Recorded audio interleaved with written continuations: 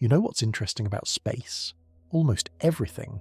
The collision of galaxies, the birth of stars, the death of massive suns in spectacular supernovae, black holes devouring matter, neutron stars spinning hundreds of times per second.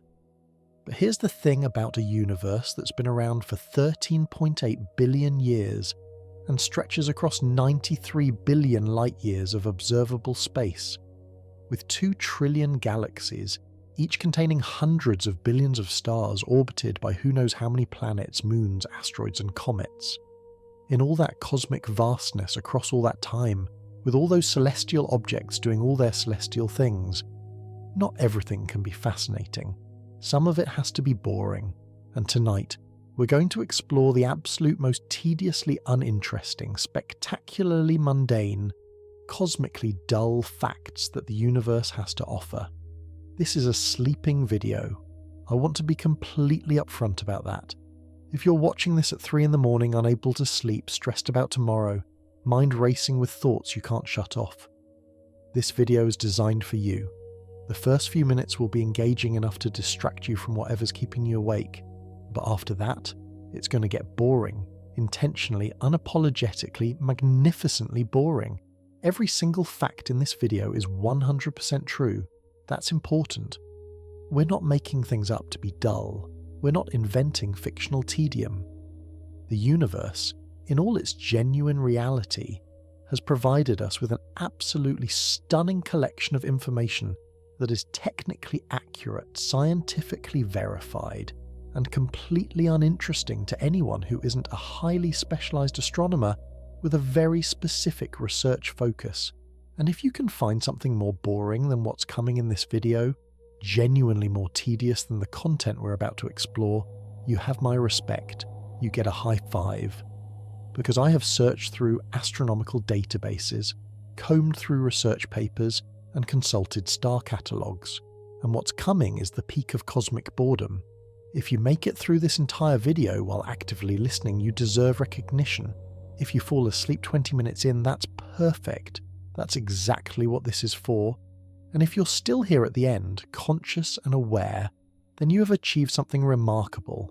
You have the attention span of a radio telescope, and that's genuinely impressive. So get comfortable, adjust your pillow, pull up your blanket, dim your screen, and prepare yourself for the most astoundingly uninteresting journey through factual astronomical data that you've ever experienced. Let's begin with something that sounds like it might be interesting, but I promise you it absolutely isn't. The stellar classification system. Stars are classified by their spectral characteristics, which means the type of light they emit, which tells us about their temperature, their composition, and their stage of life. The system astronomers use is called the Morgan-Keenan classification system, and it uses letters O, B, A, F, G, K, and M. Those letters represent temperature categories, from hottest to coolest. O-type stars are the hottest, with surface temperatures above 30,000 Kelvin. M-type stars are the coolest, with temperatures below 3,800 Kelvin. Our Sun is a G-type star, with a surface temperature of about 5,700 Kelvin. Now you might think that's where the classification ends, but it doesn't. Each letter category is divided into 10 subcategories, numbered 0 through 9. So a star might be classified as G2, like our Sun, or F5, or K7. The number indicates where within that letter category the star falls. G0 is hotter than G5, which is hotter than G9. But wait, there's more. Because temperature isn't the only factor, stars also have luminosity classes indicated by Roman numerals. Class 1 stars are supergiants, Class 2 stars are bright giants, Class 3 stars are regular giants, Class 4 stars are subgiants, and Class 5 stars are main sequence stars, the normal stars, the ones that are still burning hydrogen in their cores like our Sun. So our Sun isn't just a G-type star, it's a G2V star. The G tells you the temperature category, the 2 tells you where in that category it falls, and the V tells you it's a main sequence star. Are you still with me? Because we haven't even gotten to the boring part yet. The boring part is what this means for the vast majority of stars in the universe, because most stars The overwhelming majority of stars are M-type main sequence stars. Small, cool, red dwarfs that will burn for trillions of years, doing essentially nothing interesting. They're too small to go supernova. They're too dim to be easily visible. They just sit there, converting hydrogen to helium, emitting faint red light, being completely and utterly unremarkable. And there are billions upon billions upon billions of them. Let me give you an example. There's a star called Proxima Centauri. You might have heard of it because it's the closest star to our Sun, just over 4 light-years away. It's an M5.VE star. That means it's a red dwarf, fairly cool even for a red dwarf, and it's a main sequence star.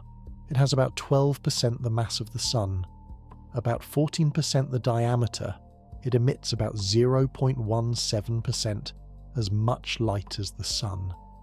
If you were standing on a planet orbiting Proxima Centauri at the same distance Earth orbits the Sun, you'd receive about 1/6000th the amount of light we get from our Sun. It would be permanent twilight. Not romantic twilight, just dark and cold and dim. Proxima Centauri will continue doing exactly what it's doing now for about 4 trillion years. 4 trillion years. That's about 300 times longer than the current age of the universe. For 4 trillion years, Proxima Centauri will sit there, fusing hydrogen, emitting dim red light, being boring, and Proxima Centauri is one of the more interesting M-type stars because it's close to us, and it has planets. Most M-type stars are much farther away, and we don't know if they have planets, and they're just out there, being small and red and dim and doing absolutely nothing worth discussing. Let me tell you about another star. This one is called Barnard's star. It's about 6 light-years from Earth, which makes it the 4th closest star system to us. It's an M4.0V star, slightly hotter than Proxima Centauri, but still a red dwarf. It has about 14% the mass of the Sun, and about 15 to 20% the diameter.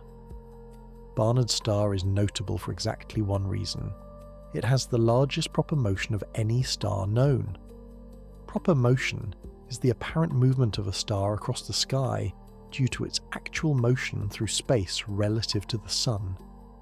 Most stars move so slowly across the sky that you wouldn't notice any change in their position, even if you watched for your entire lifetime. Barnard's star moves about 10.3 arcseconds per year. An arcsecond is 1/3600th of a degree. So in 1 year, Barnard's star moves about 0.00286 degrees across the sky. That means it would take about 350 years for it to move a distance equal to the diameter of the full moon as seen from Earth. That's the fastest moving star we know of in terms of apparent motion across our sky. And it's still so slow that you'd never notice it in a human lifetime without precise instruments. Why am I telling you this? Because this is the kind of thing that fills astronomical databases, numbers, measurements, precise values for things that don't matter to anyone except scientists who need those exact figures for specific calculations. Let me give you another classification system. This one is for asteroids, and it's called the Tholen classification scheme, developed by astronomer David J. Tholen in 1984. It categorizes asteroids based on their albedo and spectral characteristics. Albedo is the measure of how much light an object reflects. A perfectly reflective object has an albedo of 1. A perfectly dark object has an albedo of 0. Most asteroids have albedos between 0.02 and 0.4. They're dark. They absorb most of the light that hits them. The Tholen classification divides asteroids into several types. C-type asteroids are carbonaceous, dark, and make up about 75% of known asteroids. S-type asteroids are silicaceous, brighter, and make up about 17%. There are also M-type, which are metallic, E-type, which have high albedo, P-type, which are very dark, D-type, which are also very dark but with slightly different spectra, and several other rare types with even more specific characteristics. Now here's the boring part. Most of these asteroids are just rocks, floating in space. They're not threatening Earth. They're not resource-rich enough to be worth mining with current technology. They're not large enough to have interesting geology. They're just there. orbiting the Sun, tumbling slowly, being made of rock and metal and carbon. Take the asteroid 28796. That's its designation, not a name, a number. It was discovered in 1993. It's a main belt asteroid, meaning it orbits between Mars and Jupiter, along with hundreds of thousands of other asteroids. It has an orbital period of 4.28 years. Its semi-major axis is 2.70 astronomical units. Its orbital eccentricity is 0.15. Its inclination is 4.67 degrees. What does that mean? It means it goes around the Sun in a slightly elliptical orbit that's tilted a bit compared to Earth's orbit, at a distance about 2.7 times farther from the Sun than Earth is, and that's all we know about it. We don't know its size precisely. We don't know its composition for certain. We don't know its rotation period. We just know where it is and how it moves. There are hundreds of thousands of asteroids exactly like this, numbered, catalogued, orbiting, existing, doing nothing of interest to anyone. Let me tell you about stellar designation systems, because this is where astronomical boredom really achieves its full potential. Most stars don't have names, not real names like Betelgeuse or Sirius or Vega. Those names come from ancient astronomers, from Arabic and Greek and Latin traditions, given to the brightest stars, the most prominent ones, the ones you could see with the naked eye. But there are hundreds of billions of stars in our galaxy alone. We've catalogued millions of them, and they need designations, ways to refer to them uniquely. So astronomers have developed numerous catalogue systems, each with its own naming convention. The Henry Draper catalogue lists stars with an HD prefix followed by a number up to about 275,000. So you get stars like HD 89707 or HD 189733. The Hipparcos catalogue uses HIP numbers, HIP 57050, HIP 118625. The Gliese catalogue of nearby stars uses GL or GJ prefixes, Gliese 440, Gliese 671. The 2-micron all-sky survey uses 2-mass J followed by coordinates, 2-mass J 17300 320 -3250102. And here's the thing, these are all referring to real stars, actual balls of fusing hydrogen out there in space. Each one has a designation, each one has been observed, each one has data associated with it, temperature, luminosity, distance, proper motion, radial velocity, and almost all of them are completely unremarkable. Let me pick one at random, HD 198062. It's a G-type main sequence star similar to the Sun. It's located about 147 light-years away in the constellation Delphinus. It has an apparent magnitude of 8.23, which means you can't see it without a telescope. Its spectral type is G8V. Its temperature is about 5300 Kelvin, slightly cooler than the Sun. And that's it. That's all we know. And that's all that makes it different from millions of other G-type stars. It exists. It's there. It's fusing hydrogen. In about 6 billion years it will swell into a red giant, then shed its outer layers and become a white dwarf. Until then, it will sit there, burning, shining, doing exactly what main sequence stars do. Should we talk about brown dwarfs? Because brown dwarfs represent a special category of cosmic boredom. Brown dwarfs are objects that are too massive to be planets, but not massive enough to be stars. They form like stars, from collapsing clouds of gas and dust, but they don't have enough mass to sustain hydrogen fusion in their cores.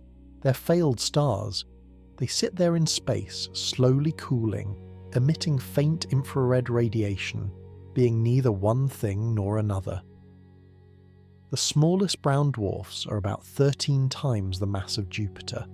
The largest are about 75 to 80 times Jupiter's mass. Above that threshold, you get enough pressure and temperature in the core to start fusing hydrogen, and it becomes a real star, even if just barely.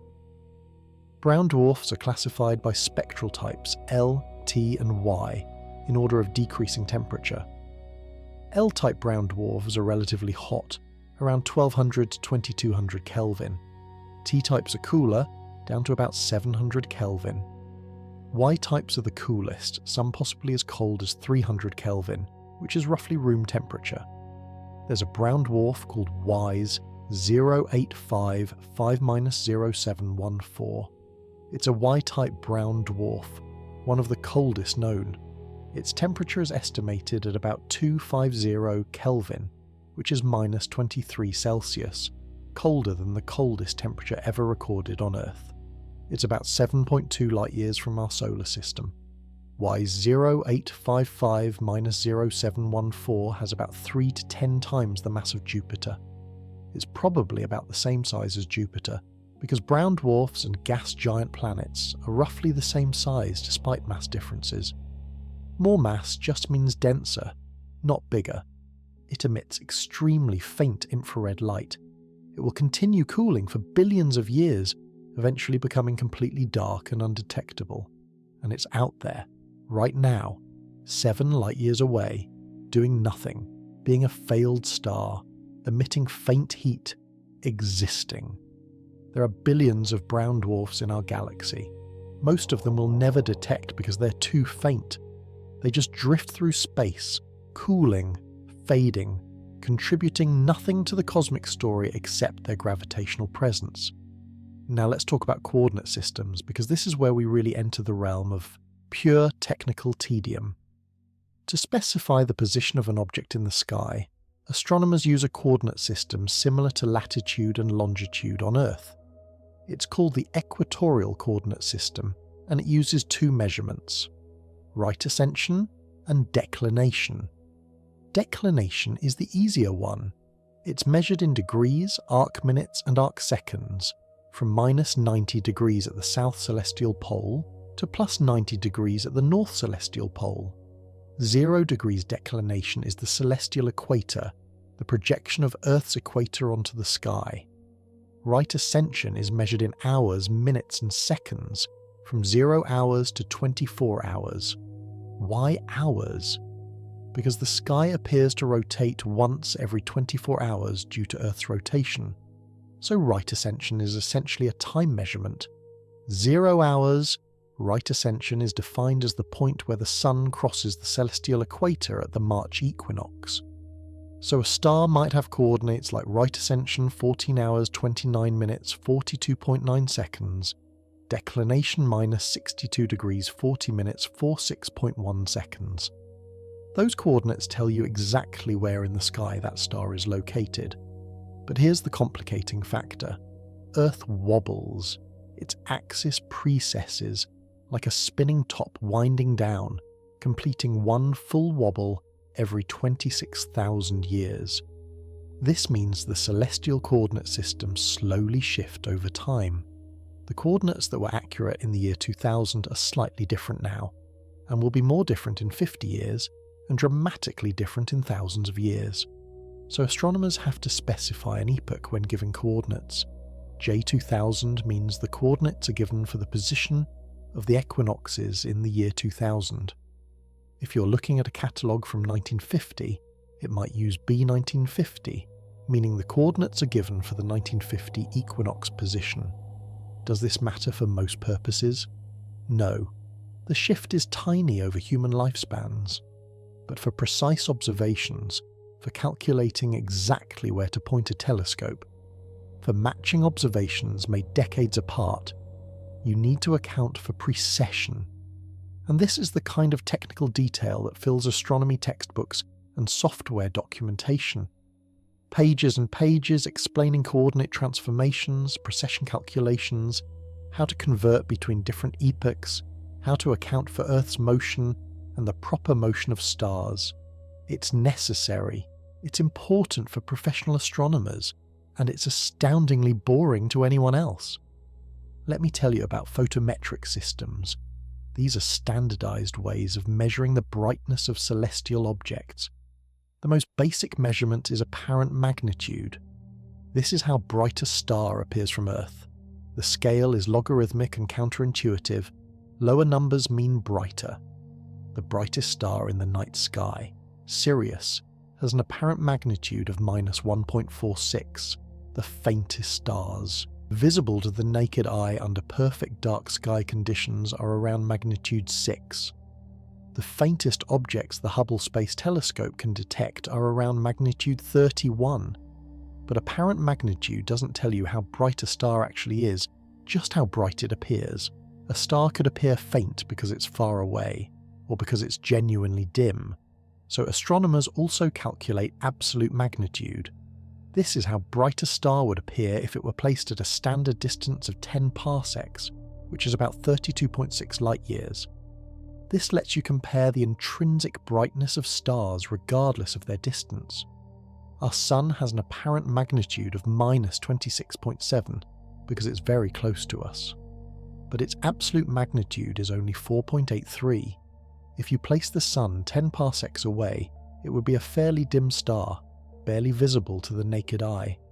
Betelgeuse, the red supergiant in Orion, has an apparent magnitude of about 0.5, making it one of the brightest stars in the sky. Its absolute magnitude is about -5.85. It's genuinely intrinsically bright. If Betelgeuse were placed at the Sun's distance from Earth, it would appear brighter than the full moon. Now, brightness measurements get more complicated because different wavelengths of light behave differently.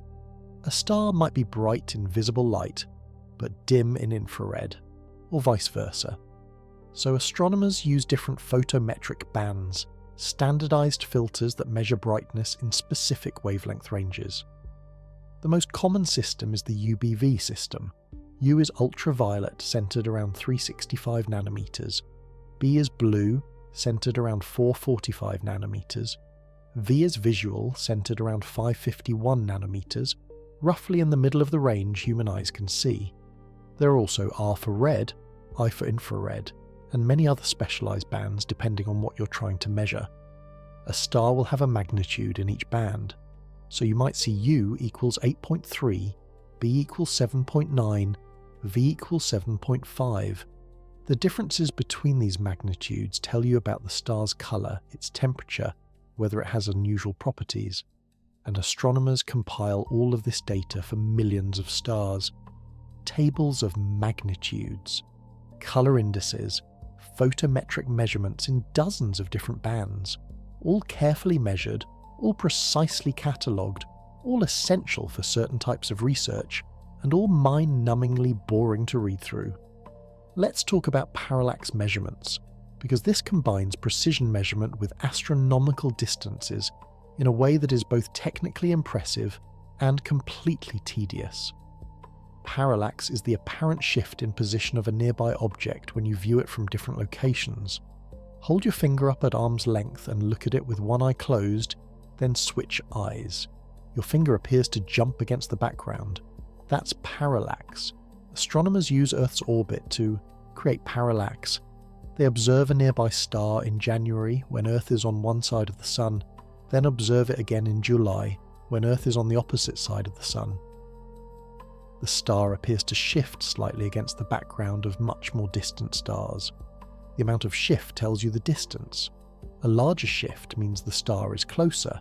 A smaller shift means it's farther away. The shift is measured in arc seconds. 1 arc second of parallax corresponds to a distance of 1 parsec, which is 3.26 light-years. This is actually where the term parsec comes from. Parallax arc second. The closest star to our Sun, Proxima Centauri, has a parallax of about 0.768 arc seconds. Divide 1 by 0.768 and you get 1.3 parsecs, or about 4.24 light-years. That's the distance to Proxima Centauri. A star with a parallax of 0.1 arc seconds is 10 parsecs away. A star with a parallax of 0.01 arc seconds is 100 parsecs away. But here's the limitation. Parallax measurements get harder as stars get farther away, because the shift gets smaller. From Earth's surface, atmospheric turbulence limits parallax measurements to stars within a few hundred light-years. Space telescopes can do better, but even the best parallax measurements struggle beyond a few thousand light-years. The Hipparcos satellite, launched in 1989, measured parallaxes for about 118,000 stars, with an accuracy of about 1 millisecond. 1,000th of an arcsecond. This allowed precise distance measurements for stars up to about 300 light-years away. The Gaia spacecraft, launched in 2013, is measuring parallaxes for over 1 billion stars with an accuracy of a few dozen microarcseconds for the brightest stars. Microarcseconds, millionths of an arcsecond. This extends precise parallax measurements to stars tens of thousands of light-years away. And all of this data is publicly available.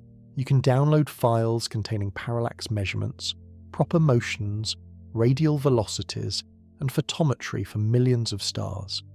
You can see measurements like parallax equals 4.769, 2 plus or minus 0.0318 milliarcseconds.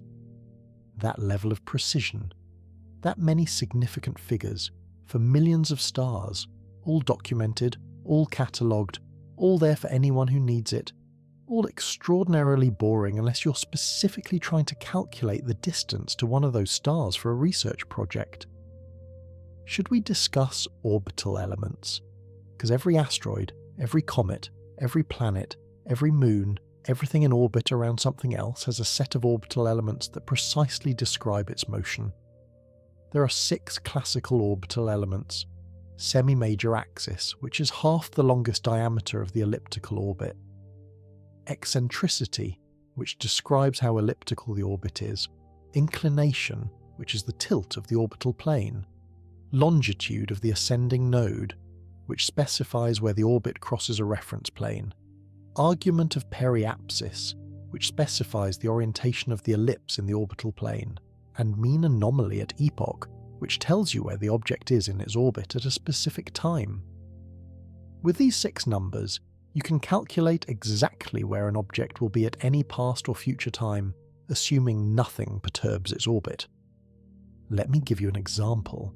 The asteroid 4 Vesta has these orbital elements: semi-major axis, 2.36178 astronomical units, eccentricity, 0.08862, inclination, 7.14042 degrees, longitude of ascending node, 103.80914 degrees, argument of periapsis, 151.1985 degrees, mean anomaly at epoch, 53.91372 degrees.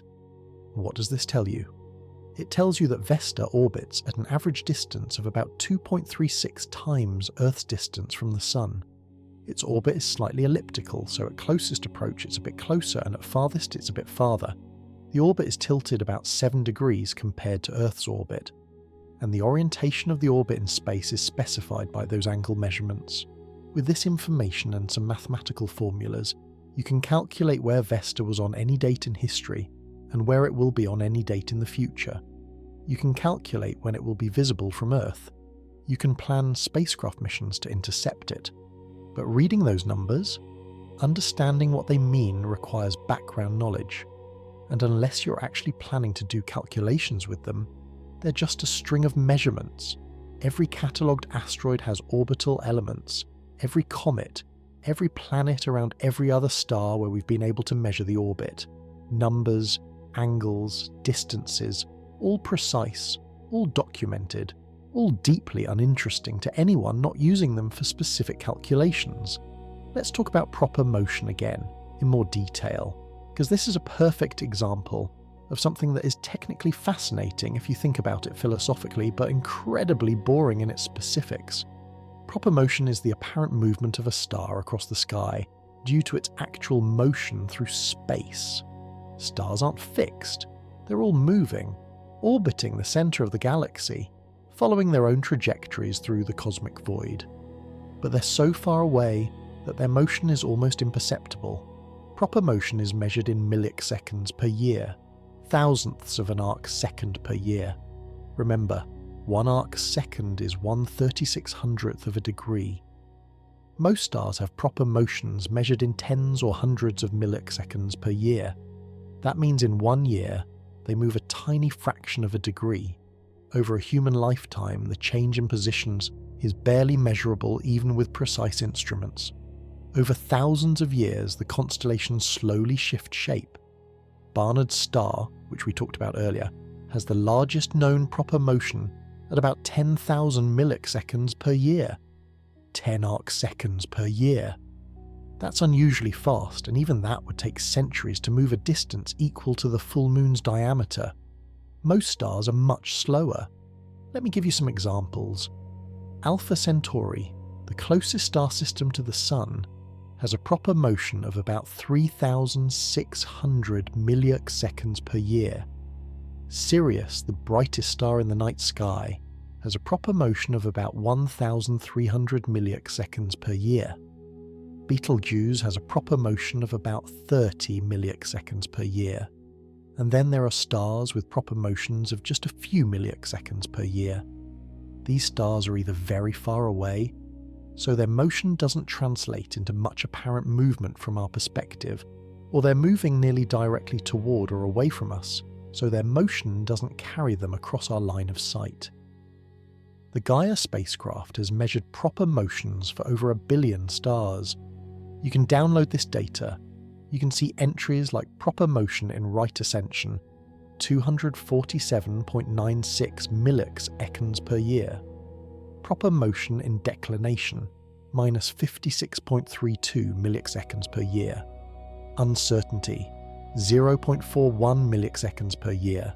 That level of detail, for 1 billion stars, all moving at different speeds in different directions, all measured with sub-millisecond precision. It's an incredible achievement of observational astronomy.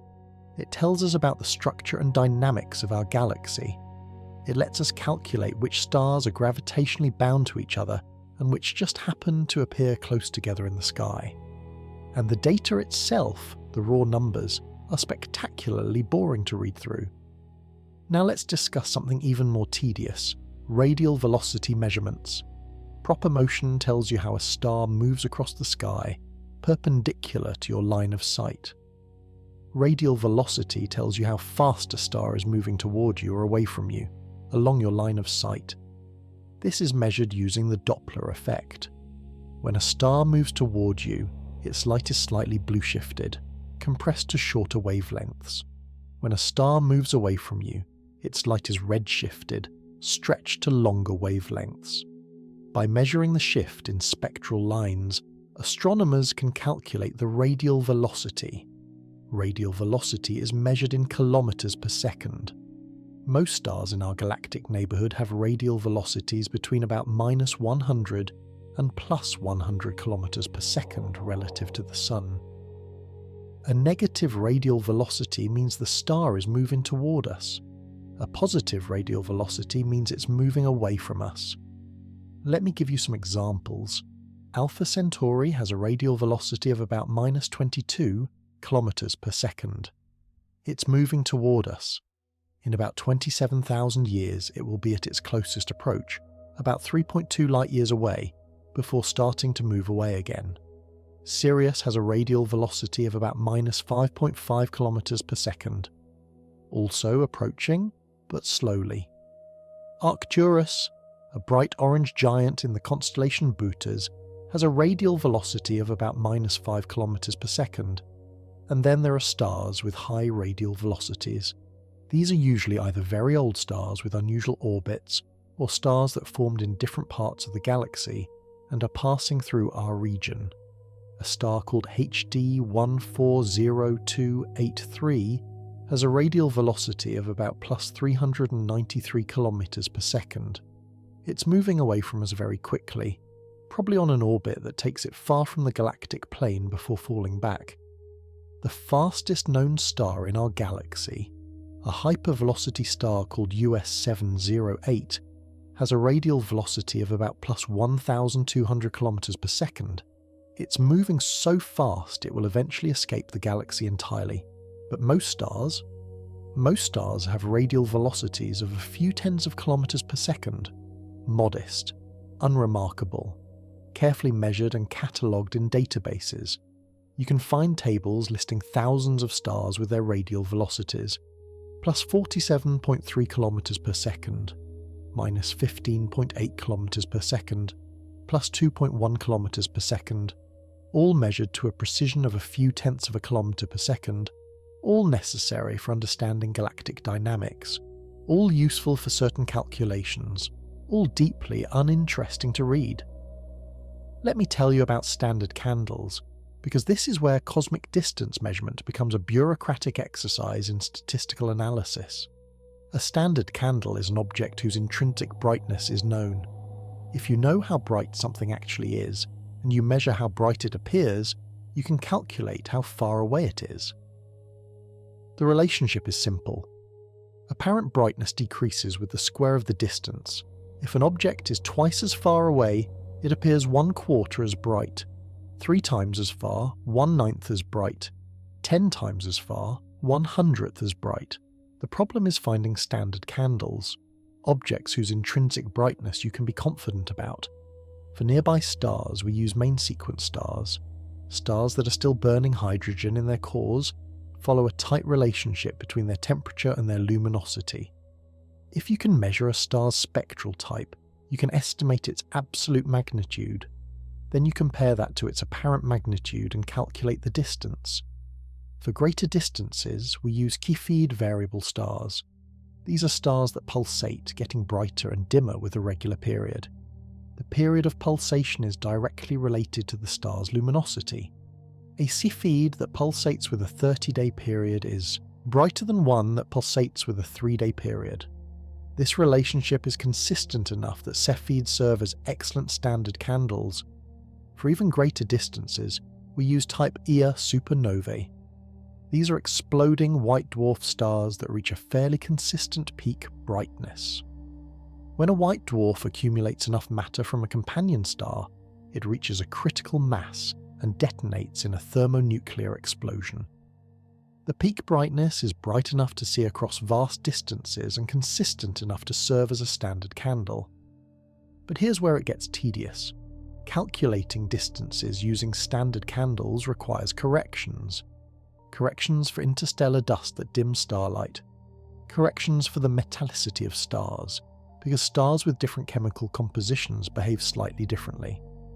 Corrections for the expansion of the universe, which affects the light from very distant objects, so you end up with papers full of equations, distance modulus calculations, extinction corrections, reddening adjustments, statistical error analysis, pages of mathematical procedures to convert an observed brightness into a distance estimate with appropriate uncertainties, and then astronomers build distance ladders where each rung uses a different technique.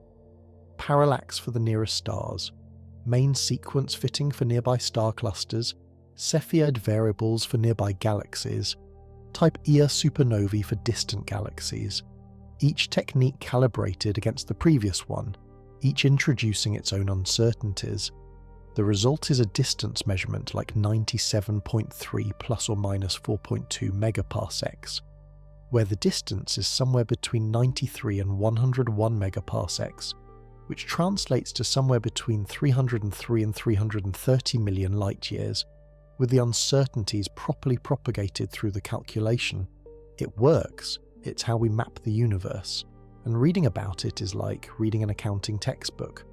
Let's discuss something called astrometry, which is the branch of astronomy concerned with precisely measuring positions and motions of celestial objects. Modern astrometry is done with spacecraft like Gaia, which continuously scans the sky, observing the same stars repeatedly over years, building up an enormous database of positions and how those positions change over time. Each star in the Gaia catalogue has multiple measurements, position at multiple epochs, proper motion, parallax. Sometimes radial velocity if the star is bright enough for spectroscopy. The precision is remarkable. For bright stars, Gaia measures positions to within a few dozen microarc seconds. That's a few dozen millionths of an arc second. It's like measuring the width of a human hair from 1,000 kilometers away. This precision is necessary because the tiny parallax shifts and proper motions only reveal themselves at that level. But achieving it requires accounting for everything. the motion of the spacecraft, the distortion of the camera, the effects of relativity because the spacecraft and the stars are moving at significant fractions of light speed relative to each other, the gravitational deflection of starlight by the Sun and the planets. The data processing pipeline for Gaia is immensely complex. Raw observations go through dozens of processing steps, each correcting for different effects, each introducing its own uncertainties that must be carefully tracked, and the output is tables, millions of rows, each row a star, each column a measured parameter, position, uncertainty in position, proper motion, uncertainty in proper motion, parallax, uncertainty and parallax, photometry in multiple bands, color indices, radial velocity if available. You can download these tables, they're public data, and you can scroll through them, line after line, star after star, number after number.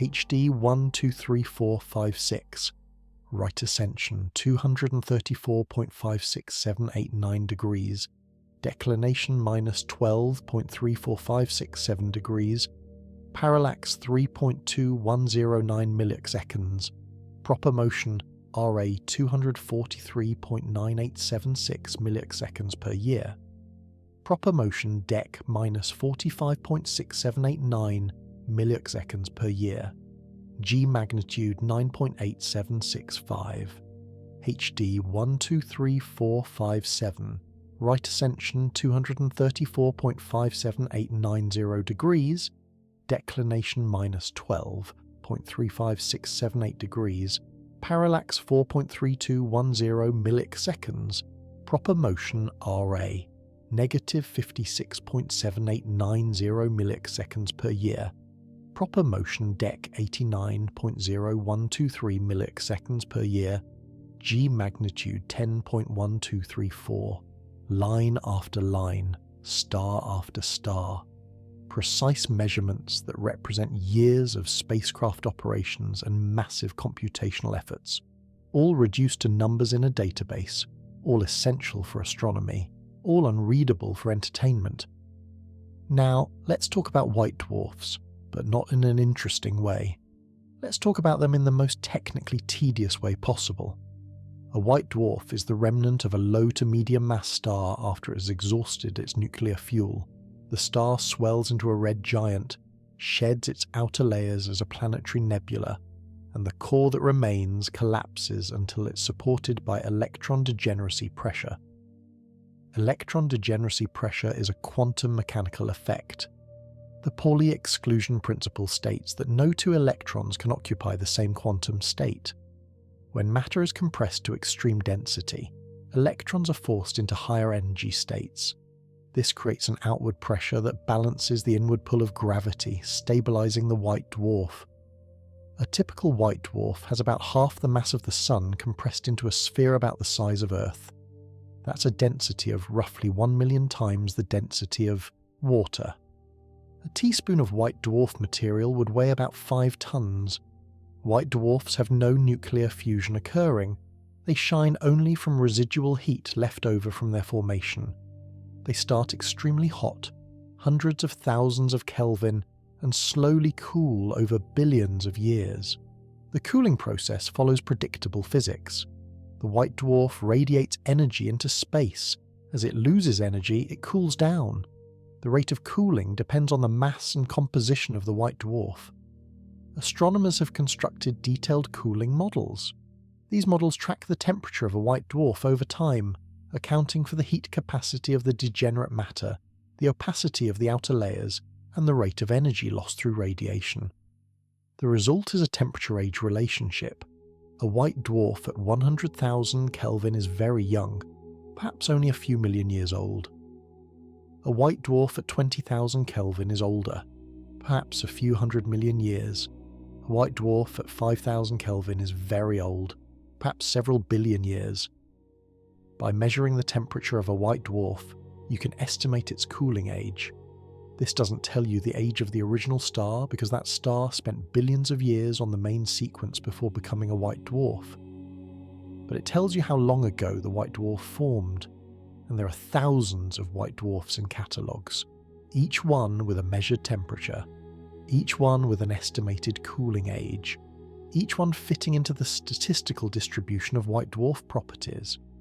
Most white dwarfs are fairly cool, between 5,000 and 10,000 Kelvin, because there are so many old white dwarfs that have had time to cool. Fewer white dwarfs are very hot, because they're younger, and there haven't been as many recent white dwarf formations in the solar neighbourhood. The coolest white dwarfs known have temperatures around 3,000 Kelvin. They're very faint, emitting mostly in the infrared.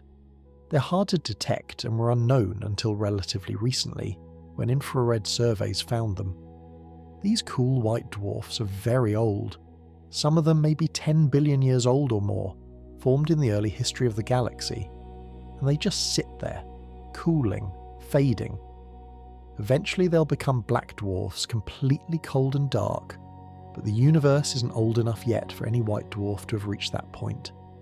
Let me tell you about the coolest white dwarfs in detail, because this is where we achieve peak boredom.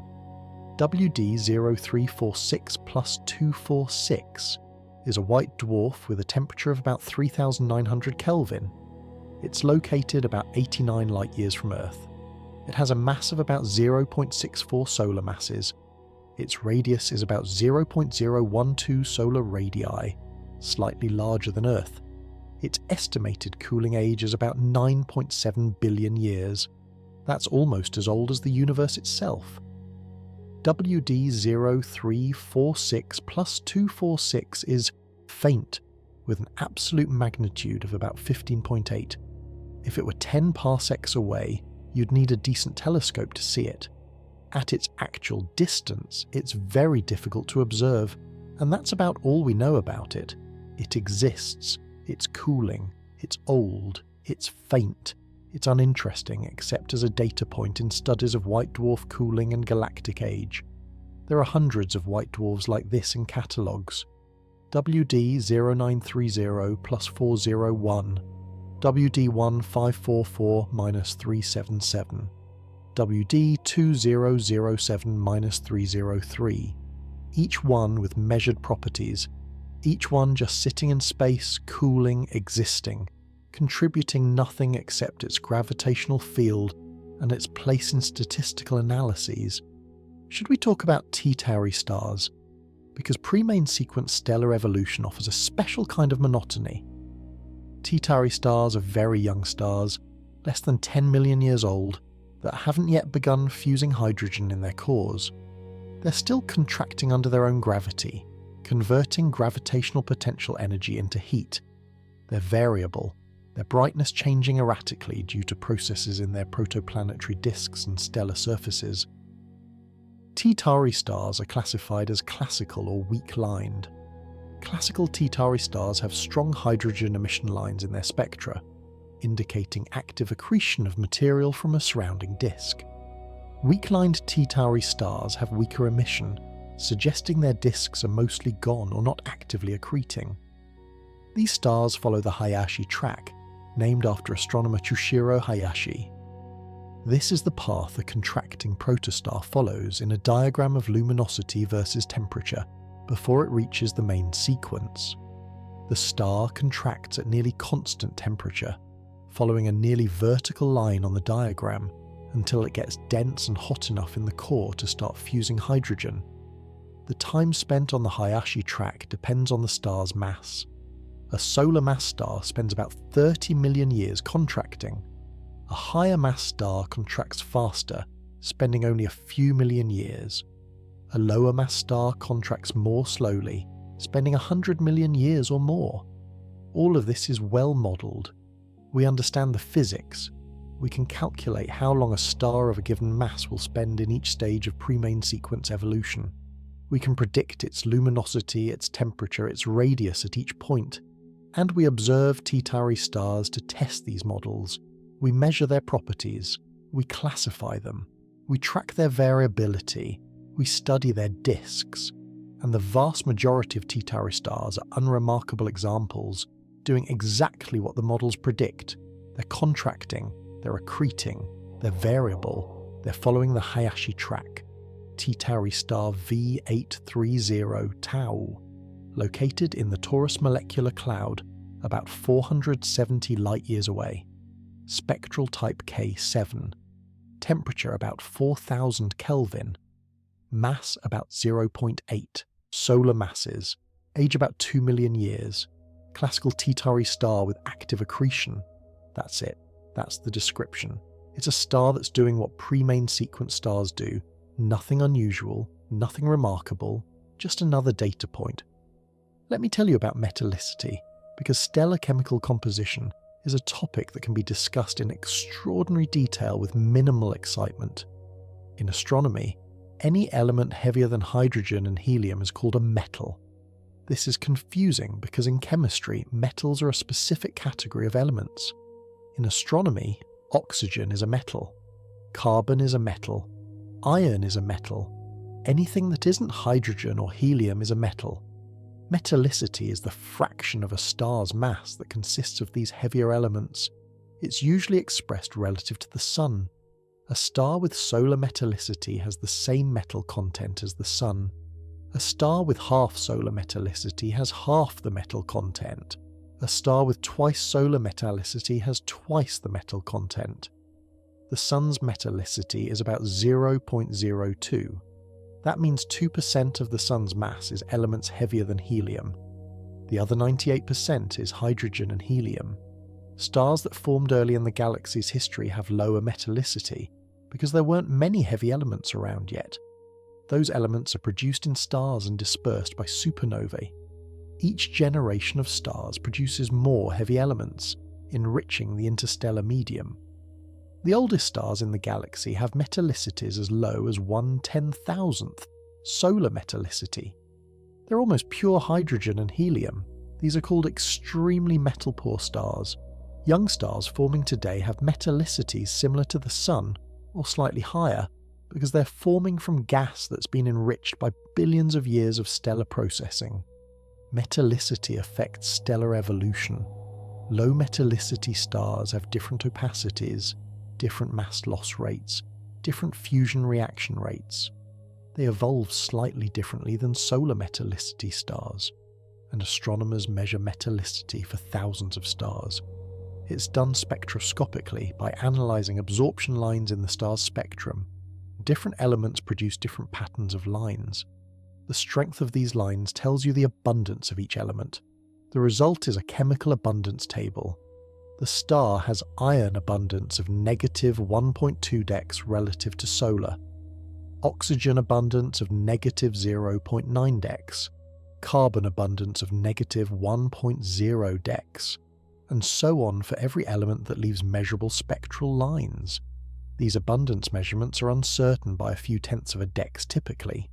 They require careful spectroscopy and detailed modelling of stellar atmospheres, and they fill databases, thousands of stars, each with a metallicity measurement, each with abundances for multiple elements, all catalogued, all available for researchers studying galactic chemical evolution, all numbingly tedious to read through. Now let's discuss extinction and reddening, because interstellar dust adds layers of correction to every observation. Space isn't empty, there's dust. Tiny particles, typically about a micrometer in size, made of carbon and silicates. This dust absorbs and scatters starlight. Shorter wavelengths are scattered more than longer wavelengths. Blue light is scattered more than red light. This is why the sky is blue on Earth, and it's also why stars appear redder when seen through interstellar dust. The blue light is scattered away, leaving more red light to reach us. This effect is called interstellar reddening. It makes stars appear redder than they actually are. The dust also absorbs light, making stars appear dimmer. This effect is called interstellar extinction. Both effects increase with distance. A star 100 light-years away might have negligible reddening and extinction. A star 10,000 light-years away, seen through the galactic plane, might be significantly reddened and dimmed. Astronomers have to correct for this. They measure the star's colour, compare it to what the colour should be based on its spectral type, and calculate how much reddening has occurred.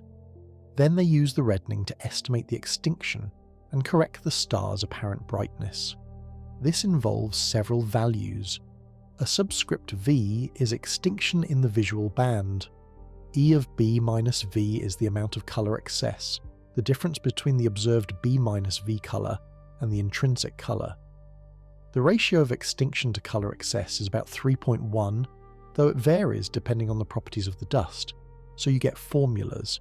The intrinsic B minus V colour equals the observed B minus V colour minus E of B minus V.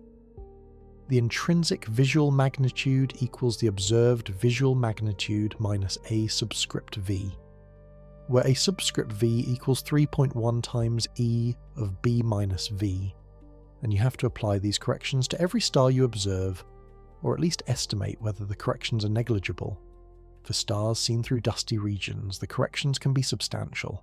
A star might be a full magnitude brighter intrinsically than it appears. That's a factor of 2.5 in actual brightness, and measuring E of B minus V requires accurate photometry in multiple bands. You measure B magnitude, you measure V magnitude, you calculate B minus V.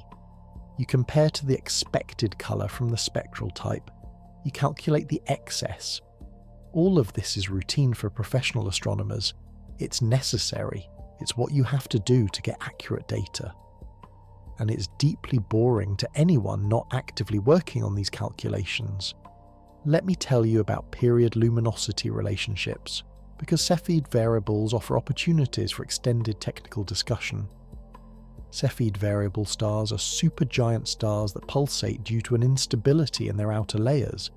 The star expands, cools and dims, then it contracts, heats and brightens.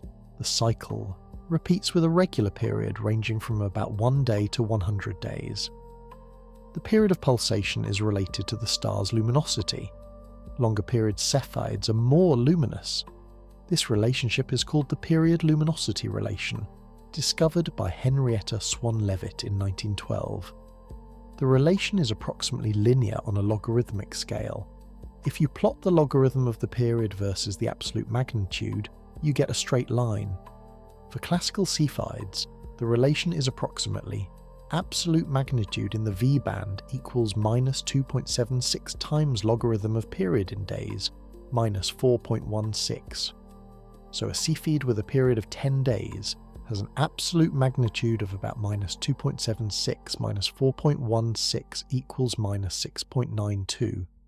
A Cepheid with a period of 30 days has an absolute magnitude of about minus 2.76 times 1.48 minus 4.16 equals negative 8.24. This allows distance measurement.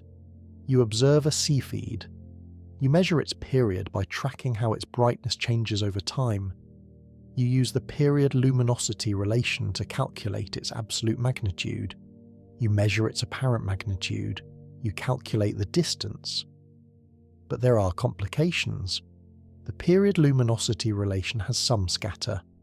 Different Cepheids with the same period don't have exactly the same luminosity.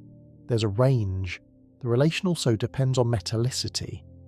Metal-poor Cepheids are slightly less luminous than metal-rich Cepheids with the same period. This introduces systematic uncertainties if you don't account for it. There are different types of Cepheids. Classical Cepheids are massive young stars. Type 2 Cepheids are older, lower mass stars. They follow a different period luminosity relation. You have to know which type you're observing, and measuring the period requires multiple observations over time. You need to track the star through at least one full cycle, preferably several cycles, to be sure you have the period right. So there are papers discussing the calibration of the period luminosity relation. Studies measuring Cepheids in the Large Magellanic Cloud, a nearby galaxy, where the distances can be constrained by other methods. Analysis of how metallicity affects the relation. Statistical error analysis. And then there are catalogues of Cepheid variables, each one with a measured period, each one with observed mean magnitudes in various photometric bands, each one with a calculated distance based on the period luminosity relation. Cepheid variable HV823 in the Large Magellanic Cloud, period 10.34 days, mean V magnitude 14.23, absolute magnitude minus 5.89 assuming LMC distance modulus 18.5, estimated distance 52 kiloparsecs, Cepheid variable QZ normae in the Milky Way, period 3.78 days, mean V magnitude 9.67, absolute magnitude minus 3.72, estimated distance 3.8 kiloparsecs, line after line, star after star, periods and magnitudes and distances, all crucial for cosmic distance measurement, all tremendously dull to read. Let's talk about main sequence fitting, because this is another distance measurement technique that involves comparing observed data to theoretical models in methodical detail. Main sequence fitting is used to measure distances to star clusters. A star cluster is a group of stars that form together and are gravitationally bound. All the stars in a cluster are at approximately the same distance from us. If you plot the stars in a cluster on a diagram with colour on the horizontal axis and absolute magnitude on the vertical axis, the main sequence stars form a clear diagonal band. This is called the main sequence, the lane where stars spend most of their lives fusing hydrogen in their cores. The position of the main sequence on this diagram depends only on the star's properties, not on their distance. But if you plot apparent magnitude instead of absolute magnitude, the main sequence appears shifted. The shift tells you the distance. Here's how it works. You observe a cluster. You measure the apparent magnitude and colour of all the stars. You plot them on a colour magnitude diagram. You identify the main sequence. Then you compare this to a reference main sequence, either from nearby stars with known distances or from theoretical stellar models. You shift the observed main sequence vertically until it matches the reference. The amount of shift is the distance modulus, the difference between apparent and absolute magnitude. From that you calculate the distance. But this requires corrections. You need to account for interstellar extinction and reddening. You need to know the cluster's metallicity, because metal-rich and metal-poor main sequences are slightly different. You need to identify which stars are actually main sequence stars and not giants, or white dwarfs, or binary systems. So you end up with a fitting process. You adjust the distance, extinction, and metallicity until the observed main sequence matches the reference as closely as possible. You use chi-squared minimization or maximum likelihood methods to find the best fit. You calculate uncertainties by exploring how the fit quality changes as you vary the parameters. The result is a distance with an uncertainty. The cluster is at 750 plus or minus 80 parsecs, assuming a metallicity of 0.1 dex below solar, with an uncertainty of 0.2 dex and an extinction of 0.3 magnitudes with an uncertainty of 0.1 magnitudes. And this process is applied to hundreds of star clusters, each one carefully analysed, each one contributing to the cosmic distance scale, each one documented in papers with pages of technical details. Hyades cluster, distance 47 parsecs, metallicity plus 0.13 dex aged 625 million years. Pleiades cluster, distance 136 parsecs, metallicity plus 0.04 dex, age 115 million years. M67 cluster, distance 900 parsecs, metallicity plus 0.03 dex, age 4 billion years. Useful information, carefully measured, presented in tables and figures that require specialised knowledge to interpret. Now, let's discuss something called photometric redshift, because this combines spectroscopy, photometry, and statistical modelling in ways that are technically sophisticated and utterly unengaging. For very distant galaxies, measuring a spectroscopic redshift is expensive. It requires a large telescope and significant observing time to collect enough light to get a spectrum. For surveys that observe millions of galaxies, spectroscopy isn't feasible for all of them. Instead, astronomers estimate redshift photometrically. They measure the galaxy's brightness in multiple filters, typically 5 to 10 different wavelength bands. The pattern of brightness versus wavelength gives information about the galaxy's spectrum. Different redshifts shift the spectrum differently.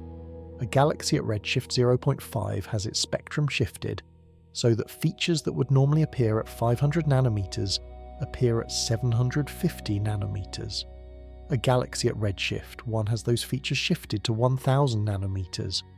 By measuring brightness in multiple bands, you can estimate which redshift produces a spectrum that best matches the observed photometry. This is photometric redshift estimation. But it's complicated. Different types of galaxies have different spectra. A young star-forming galaxy has strong emission lines and blue colours. An old quiescent galaxy has no emission lines and red colours. The same photometrics measurements could correspond to different redshifts depending on the galaxy type. So photometric redshift codes use templates. They have libraries of galaxy spectra, representing different types and ages. They shift each template through a range of redshifts. They calculate what photometry that shifted template would produce. They find which combination of template and redshift best matches the observed data. The result is a probability distribution over redshift.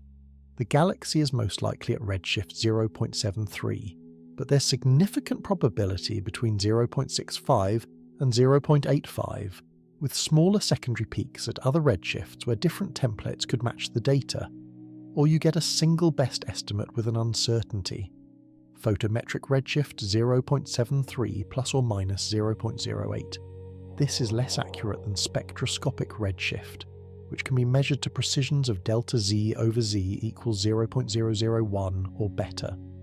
Photometric redshifts have uncertainties of delta z over z equals 0.1 or worse, but it's much faster. You can estimate redshifts for millions of galaxies from imaging surveys, and then there are papers about improving photometric redshift techniques, using machine learning instead of template fitting, incorporating additional information like galaxy morphology, calibrating photometric redshifts against spectroscopic samples, quantifying systematic biases and error distributions, all necessary for modern cosmology, all incredibly dry to read about. Let me tell you about some specific astronomical surveys, because large-scale data collection projects have a particular flavour of organised tedium. The Sloan Digital Sky Survey, or SDSS, used a dedicated 2.5-metre telescope in New Mexico to image about 1/3 of the sky and obtain spectra for millions of galaxies and quasars. The survey began in 2000 and has gone through multiple phases, each with different scientific goals. SDSS uses 5 photometric filters: U, G, RI, and Z. These are ultraviolet, green, red, and 2 infrared bands. The photometry is calibrated to a precision of about 2%. The spectroscopy covers wavelengths from 380 to 920 nanometers with a resolution of about 2000, meaning it can distinguish wavelength features separated by about 1/500th of the wavelength. The data are publicly available. You can download images, photometry, and spectra for millions of objects. The catalogues contain tables with measured properties, right ascension, declination, magnitudes in each band, spectroscopic redshift if available, morphological classification, flags indicating data quality, and researchers use this data for all kinds of studies: galaxy evolution, quasar properties, stellar populations, cosmological measurements. Each project queries the database, extracts relevant objects, analyzes their properties, and publishes results. Another survey is the 2-micron All-Sky Survey, or 2MASS, which observed the entire sky in 3 infrared bands: J-band at 1.25 micrometers, H-band at 1.65 micrometers, K-band at 2.17 micrometers. 2MASS detected about 300 million stars and 1 million galaxies, all catalogued, all with measured positions and infrared magnitudes. The Gaia mission, which we've mentioned several times, is measuring positions, proper motions, and parallaxes for over 1 billion stars. The data releases are enormous. The third data release contained information on nearly 2 billion sources. Each survey has its own data format, its own set of flags and quality indicators, its own calibration procedures. Learning to use the data requires reading documentation, understanding the observing strategy, knowing what systematics to watch out for. And then you download tables, millions of rows, process them with code, make plots, calculate statistics, write papers. It's how modern astronomy works. It's essential, and describing it in detail is like reading a software manual. Now let's talk about absolute magnitudes at different wavelengths, because once you start considering how brightness changes across the electromagnetic spectrum, the number of parameters multiplies. We've discussed absolute magnitude in the visual band, but stars emit light across many wavelengths. A hot star emits more ultraviolet light.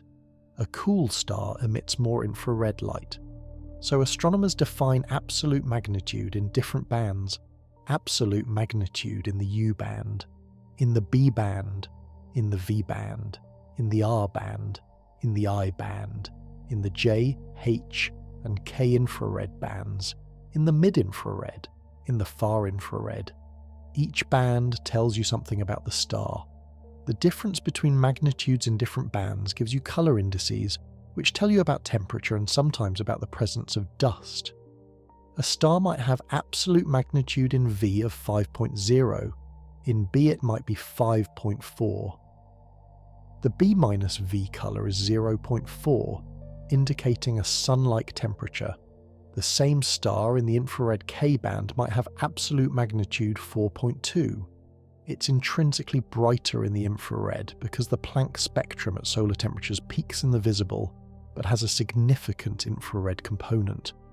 For every star with measured photometry in multiple bands, there are multiple magnitude values, and these are all catalogued.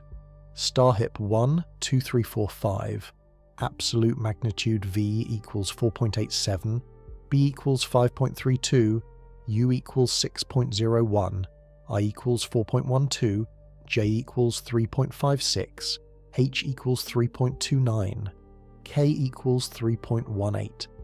Those numbers tell you the star's intrinsic brightness at different wavelengths. They're used to classify the star, to estimate its temperature and radius, to calculate its total luminosity by integrating across all wavelengths. But presented as raw data, they're just a list of numbers, and for millions of stars you have millions of these lists. Let me tell you about white dwarf composition, because even dead stars offer opportunities for tedious classification. White dwarfs are classified by their atmospheric composition.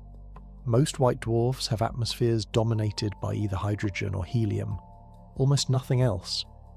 DA white dwarfs have hydrogen atmospheres. They show hydrogen absorption lines in their spectra. About 80% of white dwarfs are DA types. DB white dwarfs have helium atmospheres with no hydrogen. They show helium absorption lines. About 15% of white dwarfs are DB types. There are rarer types. DC white dwarfs have continuous spectra with no strong absorption lines. Do white dwarfs show ionized helium lines and are very hot. DQ white dwarfs show carbon features. DZ white dwarfs show metal absorption lines, indicating contamination by rocky material. Within each type there are temperature subtypes. A DA2 white dwarf is hotter than a DA5, which is hotter than a DA8. The numbers roughly correspond to 50,000 divided by temperature in Kelvin, so a DA2 is about 25,000 Kelvin, and a DA5 is about 10,000 Kelvin. And then there are combination types. DAB white dwarfs show both hydrogen and helium. DBA white dwarfs show helium with traces of hydrogen. DAS white dwarfs show hydrogen and metals. Every white dwarf is classified. The classification tells you about its atmospheric composition and temperature. This is useful for understanding white dwarf evolution, and for using white dwarfs as probes of interstellar pollution. But reading through white dwarf classifications is like reading serial numbers. WD0000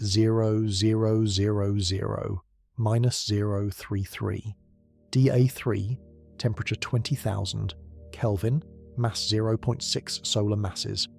WD0001 plus 433, DB5, temperature 11,000 Kelvin, mass 0.55 solar masses. WD0003 plus 315, DC7, temperature 7000 Kelvin, mass 0.7 solar masses, hundreds of white dwarfs, each with a classification, each with measured properties, all catalogued, all profoundly uninteresting unless you're specifically studying white dwarf populations. Should we discuss eclipsing binary stars? Because binary systems add another layer of parameters. An eclipsing binary is two stars orbiting each other where their orbital plane is aligned with our line of sight. This means one star periodically passes in front of the other, causing eclipses. From Earth, we see the combined light of both stars. When one star eclipses the other, the total brightness drops. By measuring the light curve, the pattern of brightness over time, we can learn about the stars. The light curve has a characteristic shape. A primary eclipse when the dimmer star passes in front of the brighter star causes a deep drop in brightness. A secondary eclipse when the brighter star passes in front of the dimmer star causes a shallower drop. The depths of the eclipses tell you the ratio of the star's luminosities. The durations tell you the sizes of the stars relative to the orbital size. The shape of the eclipses tells you whether the eclipses are total or partial. If you can also measure the star's spectroscopic orbital velocities, you can solve for the masses, radii, and orbital parameters of both stars. This makes eclipsing binaries valuable.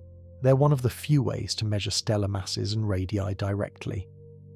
But the analysis is complex. You have to model the light curve, accounting for limb darkening, where the centre of a star's disk appears brighter than the edge.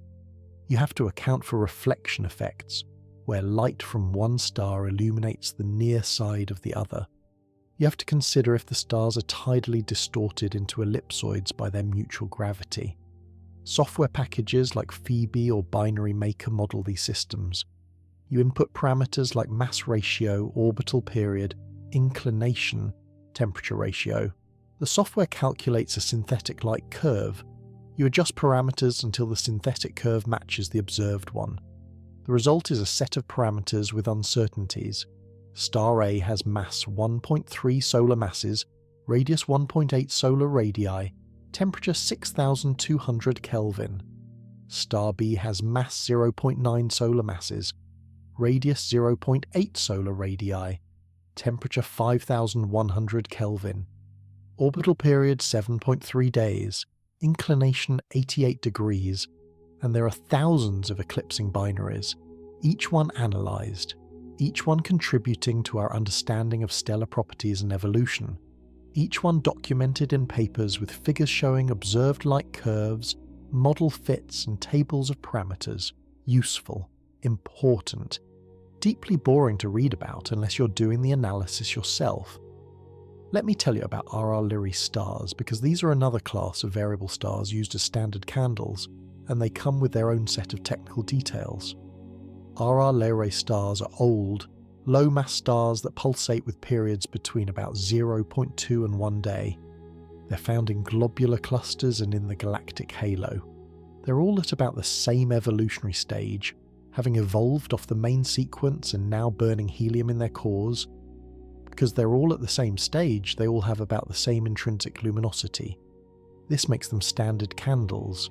If you identify an RR Lyrae star, you know its absolute magnitude is about 0.6 in the visual band, and you can calculate its distance from its apparent magnitude.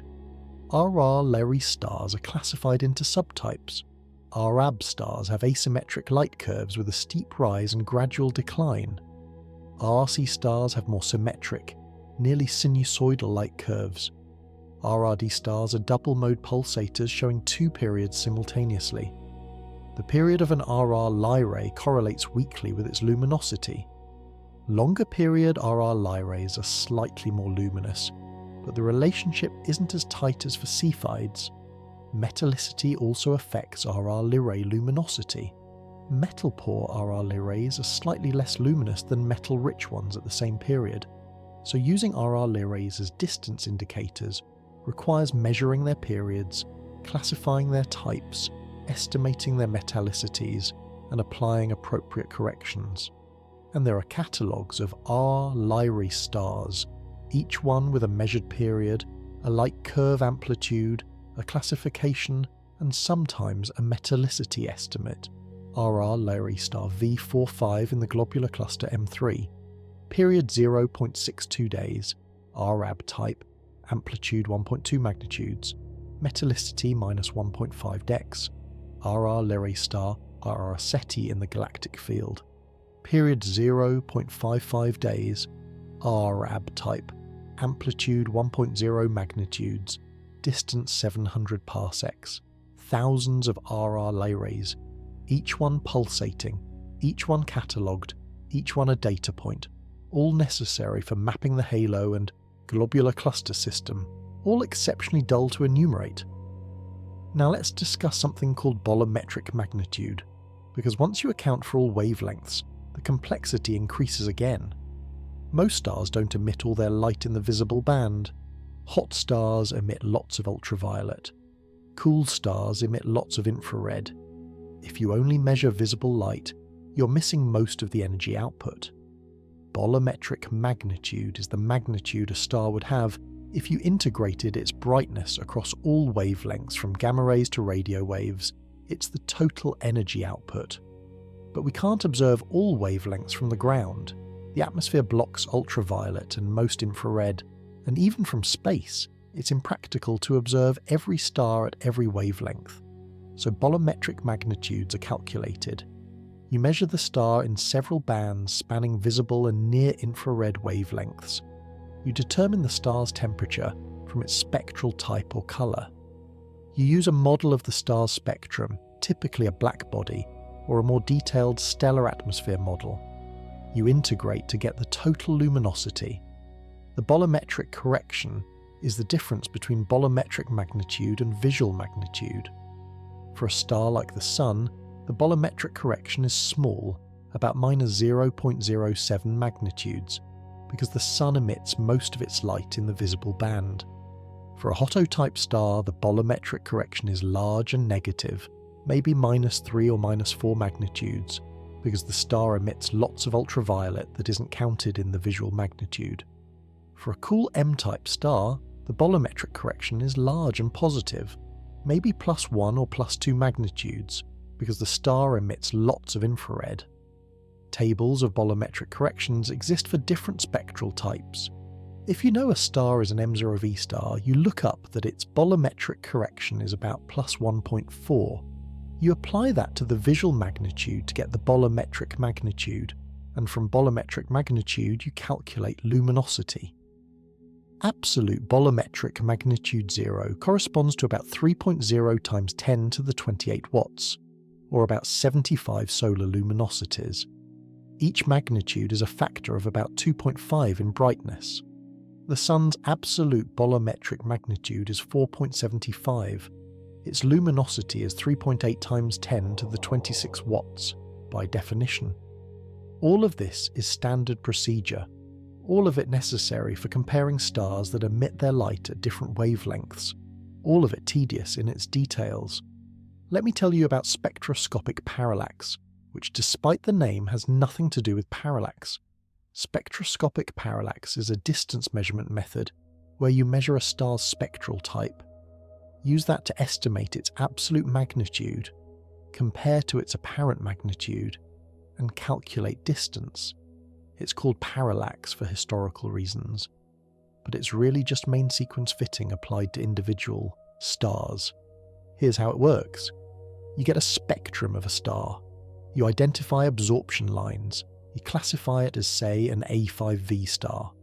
You look up in tables that A5V stars have absolute magnitude, around 2.0 in the visual band.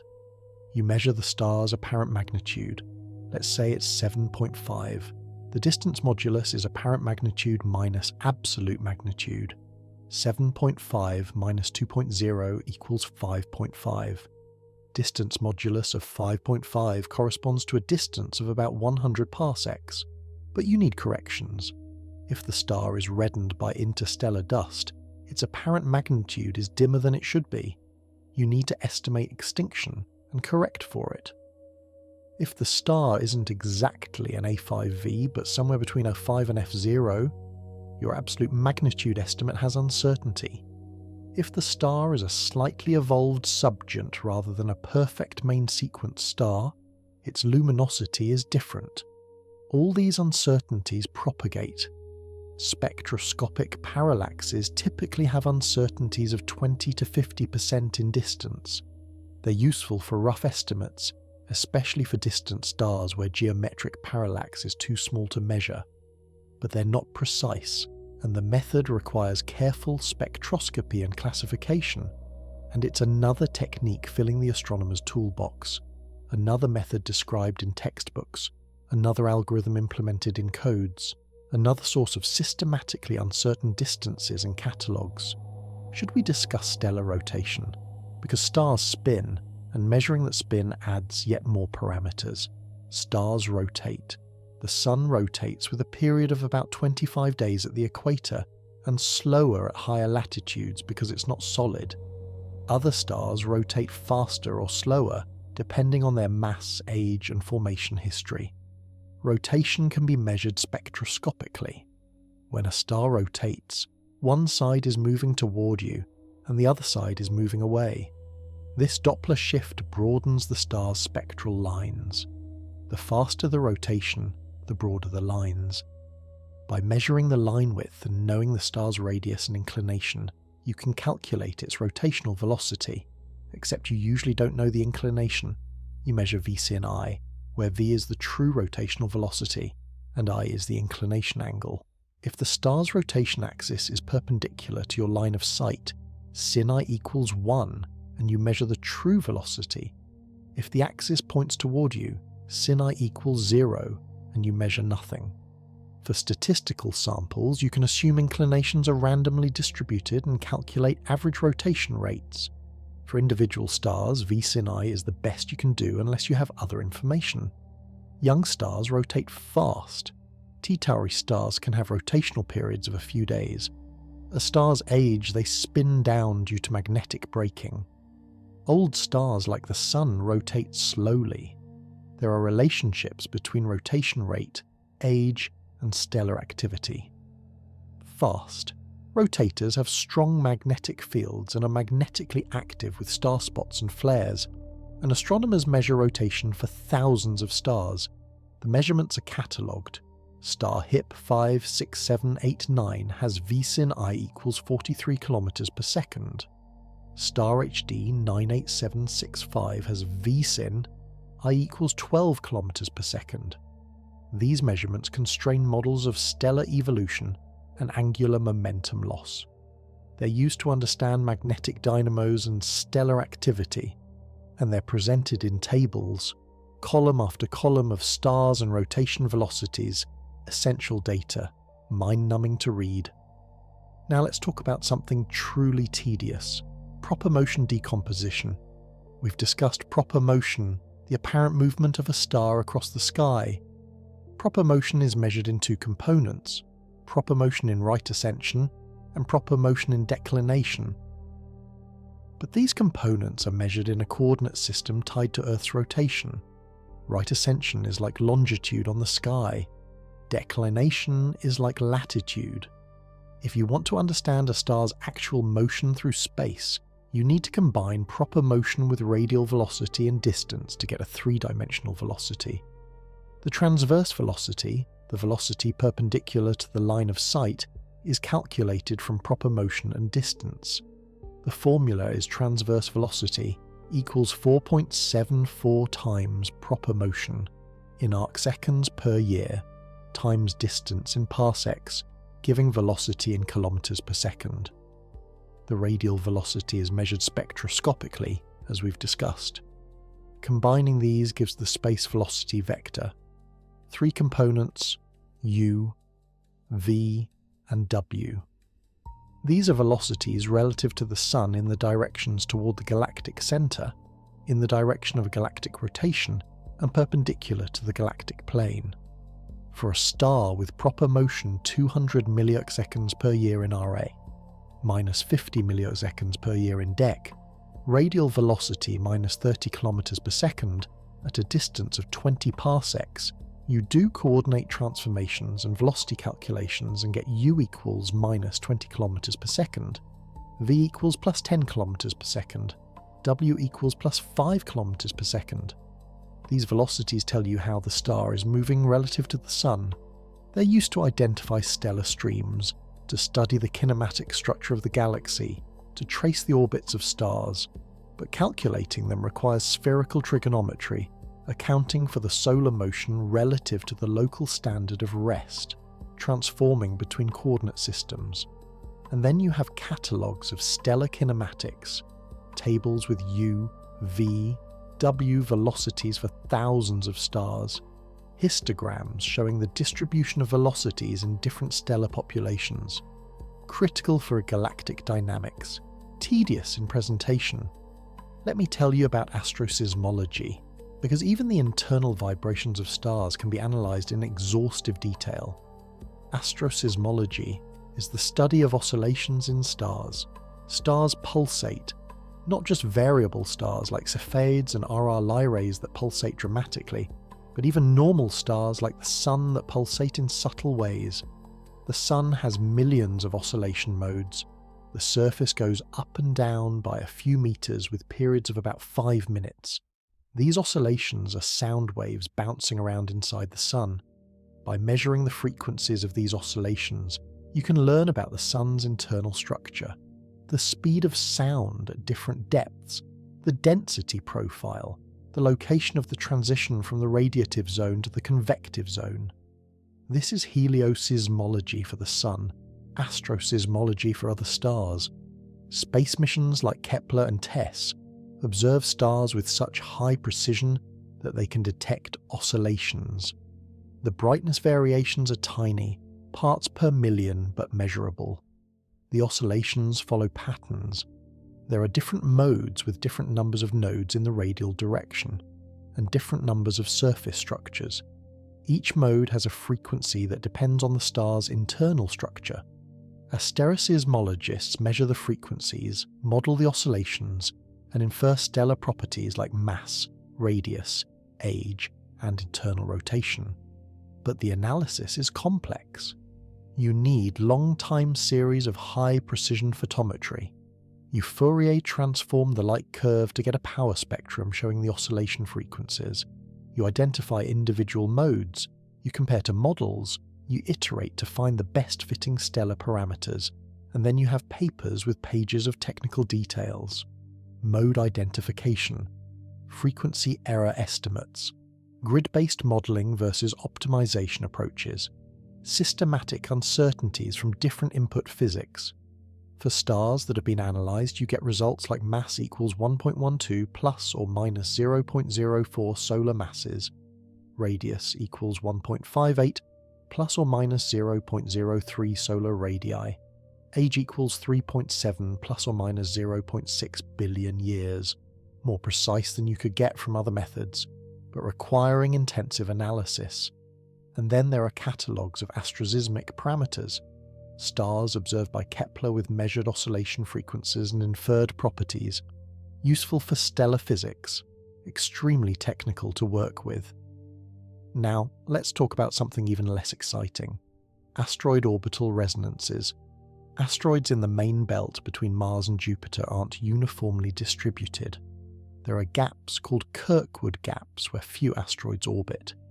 These gaps correspond to orbital resonances with Jupiter. A resonance occurs when an asteroid's orbital period is a simple fraction of Jupiter's period. The 3-to-1 resonance means the asteroid orbits 3 times for every one Jupiter orbit. The 5-to-2 resonance means 5 asteroid orbits for every 2 Jupiter orbits. At these resonances, Jupiter's gravitational tugs on the asteroid occur at the same point in the asteroid's orbit each time. The perturbations add up over many orbits, eventually changing the asteroid's orbit enough that it's no longer in the resonance. Either the asteroid collides with a planet or gets ejected from the solar system. This clears out the resonances, creating the gaps. Asteroids can also be in stable resonances. Trojan asteroids share Jupiter's orbit, staying 60 degrees ahead or behind Jupiter. They're in a 1-to-1 resonance, trapped at the Lagrange points. Analysing these resonances requires orbital mechanics. You calculate each asteroid's orbital period, you compare it to Jupiter's, you identify which asteroids are near resonances, you study whether they're stable or unstable, and this has been done for hundreds of thousands of asteroids. Their orbital elements are known, their resonance relationships are catalogued. Asteroid 12345, semi-major axis 2.43 AU, period 3.78 years, not in strong resonance.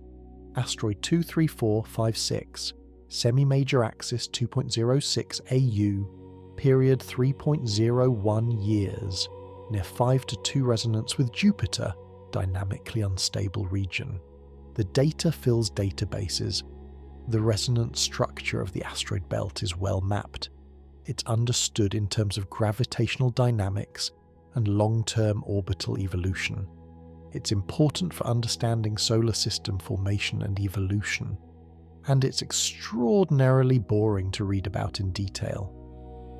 Let me tell you about trans-Neptunian objects, because the outer solar system contains thousands of icy bodies that have been catalogued with the same thoroughness as everything else. Beyond Neptune, at distances of 30 to 50 astronomical units from the Sun, there are thousands of small icy bodies. These are trans-Neptunian objects, or TNOs. They're remnants from the formation of the solar system, preserved in the cold outer regions. TNOs are classified by their orbits. Classical Kuiper belt objects have nearly circular orbits between about 42 and 48 AU. Resonant objects are in orbital resonances with Neptune, most commonly the 2 to 3 resonance like Pluto. Scattered disk objects have highly elliptical orbits that take them much farther from the Sun. Each TNO has been discovered, has a provisional designation, and eventually gets a number and maybe a name if it's large enough to be interesting.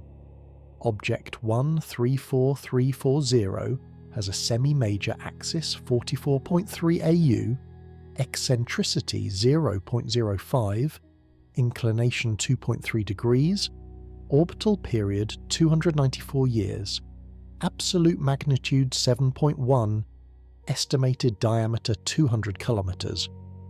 Object 5000 has semi-major axis 39.4 AU, eccentricity 0.25, inclination 17.1 degrees, in 2 to 3 resonance with Neptune, absolute magnitude 3.7, estimated diameter 1,200 kilometers.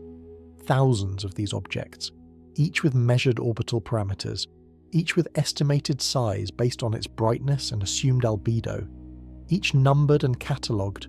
Some are named. Pluto, the most famous.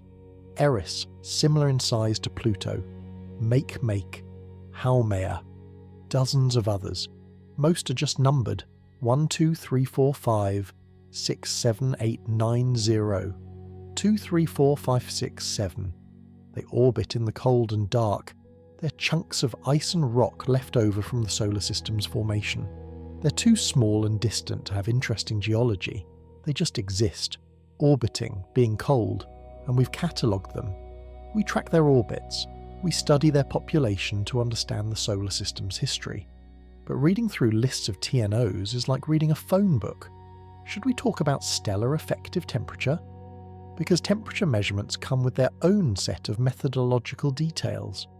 A star's effective temperature is the temperature of a black body that would emit the same total luminosity per unit surface area. It's a single number that characterizes the star's surface conditions. Temperature can be estimated several ways. From the star's spectral type using empirical calibrations, from color indices using color-temperature relationships, from fitting detailed stellar atmosphere models to observe spectra. Each method has strengths and weaknesses. Spectral types are easy to use but not very precise. Colors are affected by interstellar reddening. Model fitting is precise, but requires high-quality spectra and depends on the accuracy of the models. For the Sun, the effective temperature is about 5,700 Kelvin. For hotter stars, temperatures reach tens of thousands of Kelvin. For cooler stars, temperatures drop below 3000 Kelvin, and every star that's been studied has a temperature estimate. Star HD 111111, effective temperature 6300 Kelvin, spectral type F8V. Star HD 222222, effective temperature 4200 Kelvin, spectral type K5V. These temperatures are used to calculate the star's luminosity from its radius, to estimate its evolutionary state, to model its spectrum, but presented as data, they're just numbers in tables. Necessary, important, boring. Let's discuss something called isochrones, because stellar populations are often analysed using theoretical evolutionary tracks plotted on diagrams. An isochrone is a line on a diagram showing where stars of different masses would be located if they all had the same age and metallicity. It comes from stellar evolution models. You start with a zero-age main sequence, where stars begin hydrogen fusion. Stars of different masses sit at different positions. Massive stars are hot and luminous. Low-mass stars are cool and dim. As time passes, stars evolve. Massive stars evolve quickly, leaving the main sequence and becoming giants within a few million years. Lower mass stars evolve more slowly, taking billions of years. An isochrone for a 1 billion year population shows massive stars are already dead. Solar mass stars are still on the main sequence. Slightly less massive stars are still arriving at the main sequence. Isochrones are used to fit star clusters. You plot the observed stars on a colour magnitude diagram. You overlay isochrones of different ages. You find which isochrone fits best. That tells you the cluster's age. But this requires generating isochrones for different metallicities, accounting for uncertainties in stellar evolution models, and dealing with observational uncertainties. Papers about star cluster ages show figures with dots representing stars and lines representing isochrones. The best fit isochrone is highlighted. The age is reported with an uncertainty. Cluster NGC 6789. Age 2.3 plus or minus 0.4 billion years. Metallicity minus 0.2 dex. Distance modulus 12.5 magnitudes. The same analysis repeated for hundreds of clusters. Each one fit with isochrones, each one yielding an age. Useful for understanding stellar populations and galaxy evolution. Deeply technical and boring to describe in detail. Now let's talk about something called spectral resolution, because even the way we observe spectra involves parameters. When you take a spectrum, you spread light out into different wavelengths, but you can't resolve infinitely fine details. The spectrum has a resolution, defined as wavelength, divided by the smallest wavelength difference you can distinguish. A resolution of 1000 means you can distinguish wavelengths that differ by 1 part in 1000. A resolution of 10,000 means 1 part in 10,000. Higher resolution reveals more detail. At low resolution, spectral lines might be blended together. At high resolution, you see individual lines clearly. But higher resolution requires more light or longer exposure times. You're spreading the light over more pixels or more area on a detector. Different spectrographs have different resolutions. A low-resolution survey spectrograph might have resolution 1000. A high-resolution shell spectrograph might have resolution 100,000. For measuring radial velocities, you need moderate resolution, maybe a few thousand. For studying detailed chemical abundances, you need high resolution, tens of thousands. And spectroscopic papers always specify the resolution.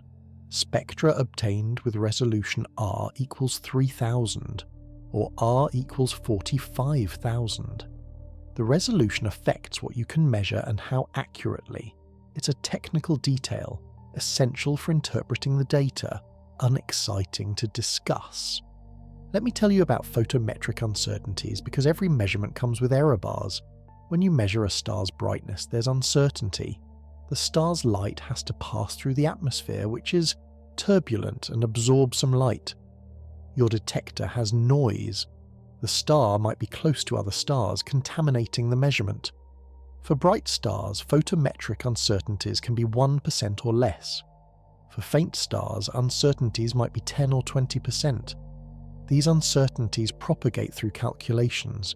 If you're calculating a distance from apparent and absolute magnitude, the uncertainty in apparent magnitude contributes to the uncertainty in distance. If you're measuring a color index by subtracting magnitudes in two bands, the uncertainties in both measurements add in quadrature. So catalogue entries don't just list magnitudes, they list magnitudes with uncertainties. V equals 14.32 plus or minus 0.05, B minus V equals 0.67 plus or minus 0.08. And scientific papers show error bars on plots, data points with vertical bars indicating uncertainty. Model fits with shaded regions indicating confidence intervals.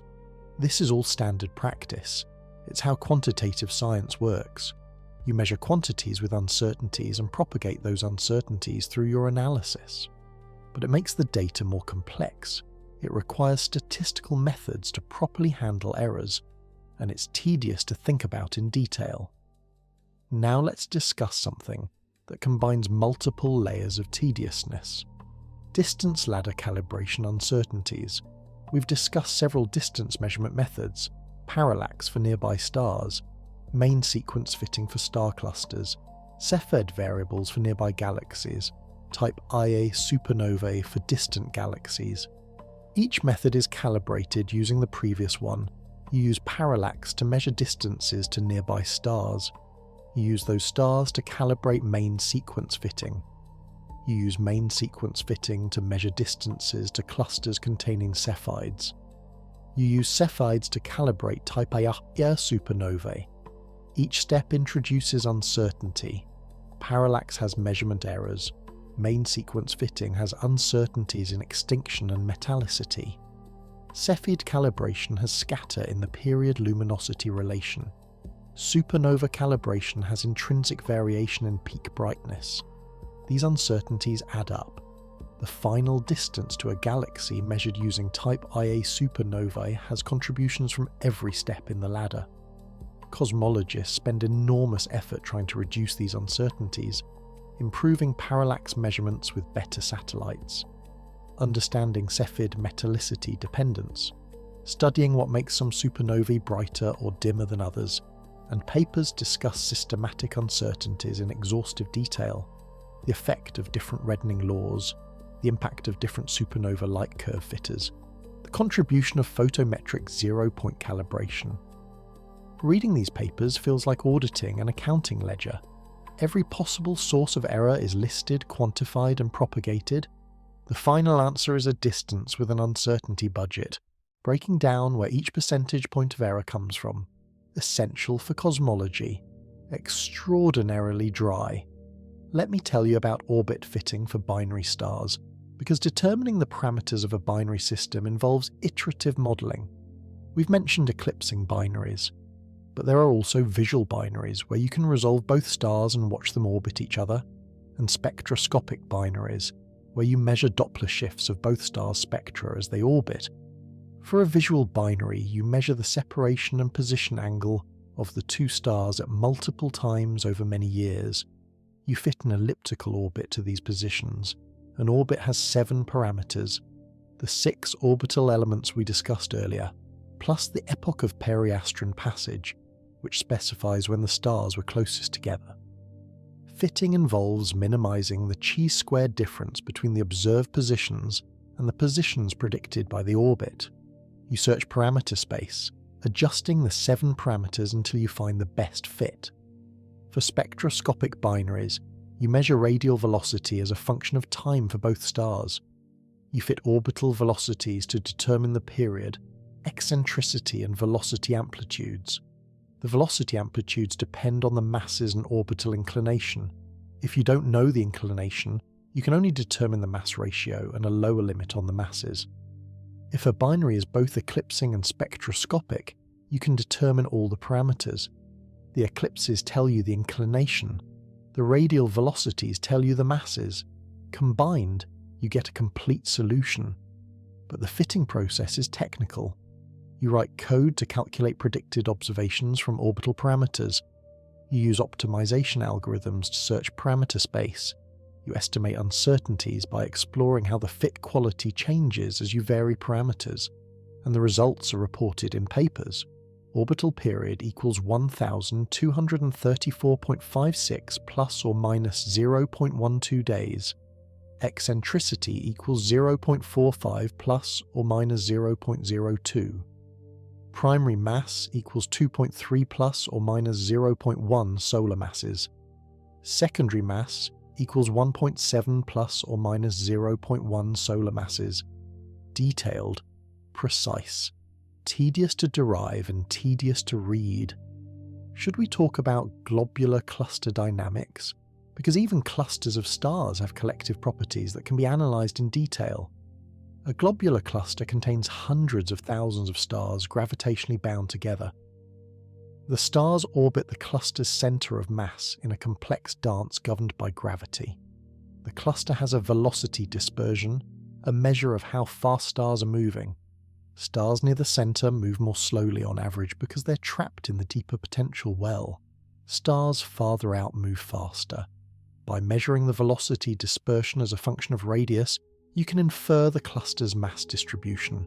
You fit models of gravitational dynamics to the data. Globular clusters also have relaxation times, the time it takes for gravitational interactions between stars to redistribute energy. Low-mass stars gain energy and move outward. High-mass stars lose energy and sink toward the centre. This is called mass segregation. The core of a globular cluster becomes dense with massive stars. Eventually the core might collapse, forming a very dense central region. All of this is modelled using n-body simulations or Fokker-Planck equations. You calculate how the cluster evolves over time due to two-body relaxation, tidal interactions with the galaxy, and stellar evolution, and observers measure globular cluster properties. The radial profile of surface brightness, the velocity dispersion profile, the mass function, the distribution of stellar masses in the cluster. These measurements constrain models. Papers compare observed profiles to theoretical predictions. They estimate dynamical masses. They infer the presence of intermediate mass black holes at cluster centers. The data are plots of brightness versus radius, velocity versus radius. The models are lines overlaid on the data.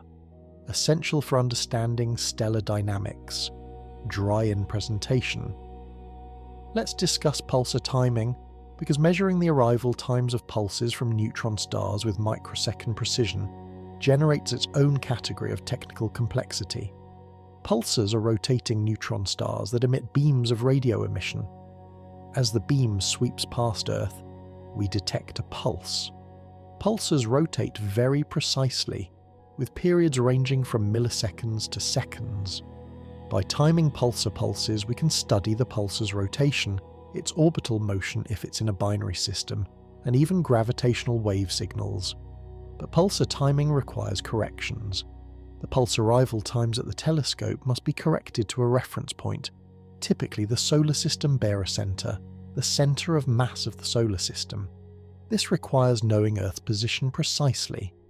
We use ephemerides, tables of planetary positions calculated from orbital dynamics. The pulse travel time from the pulsar to Earth's surface differs from the travel time to the barycenter by up to about 8 minutes, depending on Earth's position in its orbit. There are also propagation delays. The pulses travel through the interstellar medium, which contains free electrons.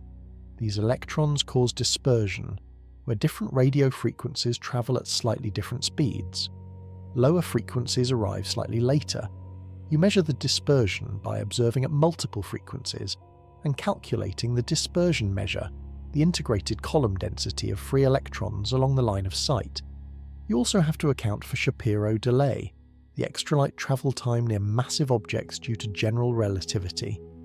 For pulsars in binary systems, the pulses are delayed as they pass near the companion star. All of these corrections are applied to the observed pulse. Arrival times. The corrected times are fit with a timing model that includes the pulse's position, proper motion, spin period, spin-down rate, and if it's in a binary, all the orbital parameters, the precision can reach nanoseconds. Timing residuals, the difference between observed and predicted times, are typically tens to hundreds of nanoseconds for the best pulsars. This precision allows detection of tiny effects, orbital decay due to gravitational wave emission, variations in Earth's rotation, gravitational waves from distant sources, and there are timing papers showing plots of timing residuals, dots scattered around zero, representing nanoseconds of difference between observation and model. Remarkable precision, extremely technical. Now let's discuss surface gravity, because stellar atmospheres are characterized not just by temperature but also by pressure. Surface gravity is the gravitational acceleration at a star's surface. For the Sun, it's about 274 meters per second squared, or about 28 times Earth's gravity. Surface gravity depends on mass and radius. A massive compact star like a white dwarf has very high surface gravity, about 100,000 times the Sun's.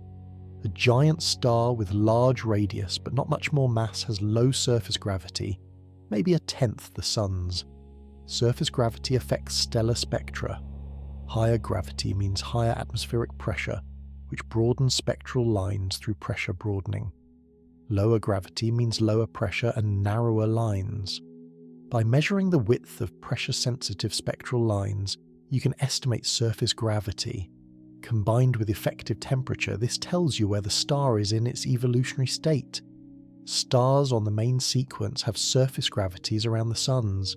Giants have low gravity, dwarfs have high gravity, and surface gravity is listed in catalogues.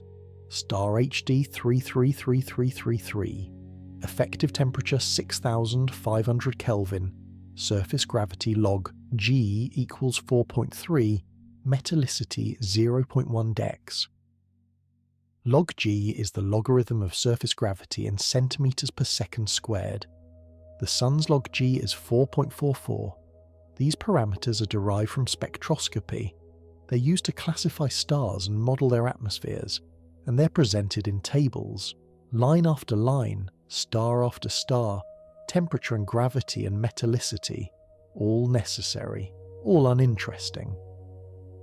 Let me tell you about Johnson-Cousins' photometric system, because even the standardized measurement system has details. The Johnson-Cousins system defines specific filters for photometry. U is ultraviolet, centered at 365 nanometers with a bandwidth of about 70 nanometers. B is blue, centered at 445 nanometers, bandwidth 90 nanometers. V is visual, centered at 551 nanometers, bandwidth 88 nanometers. R is red, centered at 658 nanometers, bandwidth 130, 8 nanometers.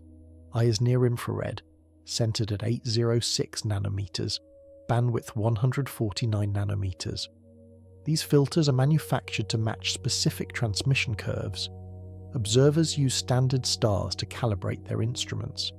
They observe stars of known magnitude in each band, adjust their measurements to match, and then apply those calibrations to science targets. The system is designed so that a star with zero color index, B minus V equals 0, is a star like Vega, an A0V star. The magnitude system is defined so that Vega has magnitude 0 in all bands. But Vega isn't perfectly constant. It's a variable star, though only slightly. And modern calibration uses multiple standard stars to define the system more robustly. Different observatories use slightly different filter implementations. The transmission curves aren't perfectly identical. This introduces systematic differences of a few hundredths of a magnitude. For precise photometry, you have to specify which system you're using. Johnson UBV, Cousins RIA, Sloan UGRIZ, each has different definitions, and papers report magnitudes in a specific system. V magnitude in the Johnson system, G magnitude in the Gaia system. Converting between systems requires transformation equations that depend on the star's colour. All of this ensures measurements from different telescopes and different epochs can be compared. it's essential infrastructure for photometry. And reading about photometric systems feels like reading about accounting standards. Necessary, standardized, boring. Now let's discuss another cataloguing system, the Bright Star Catalogue. The Bright Star Catalogue lists all stars brighter than magnitude 6.5, roughly the limit of naked eye visibility. It contains about 9,000 stars. Each star has an entry with its position, proper motion, magnitude, spectral type, radial velocity if known, and other data. The catalogue was first compiled in the early 20th century and has been updated several times. It's a standard reference, but most of the stars in it are unremarkable. They're just stars that happen to be close enough or luminous enough to be visible to the naked eye. Star number 1 in the catalogue, Alpha Andromedae, also known as Alpha-Rats. Right ascension 0 hours 8 minutes 23 seconds. Declination 29 degrees 5 minutes 26 seconds.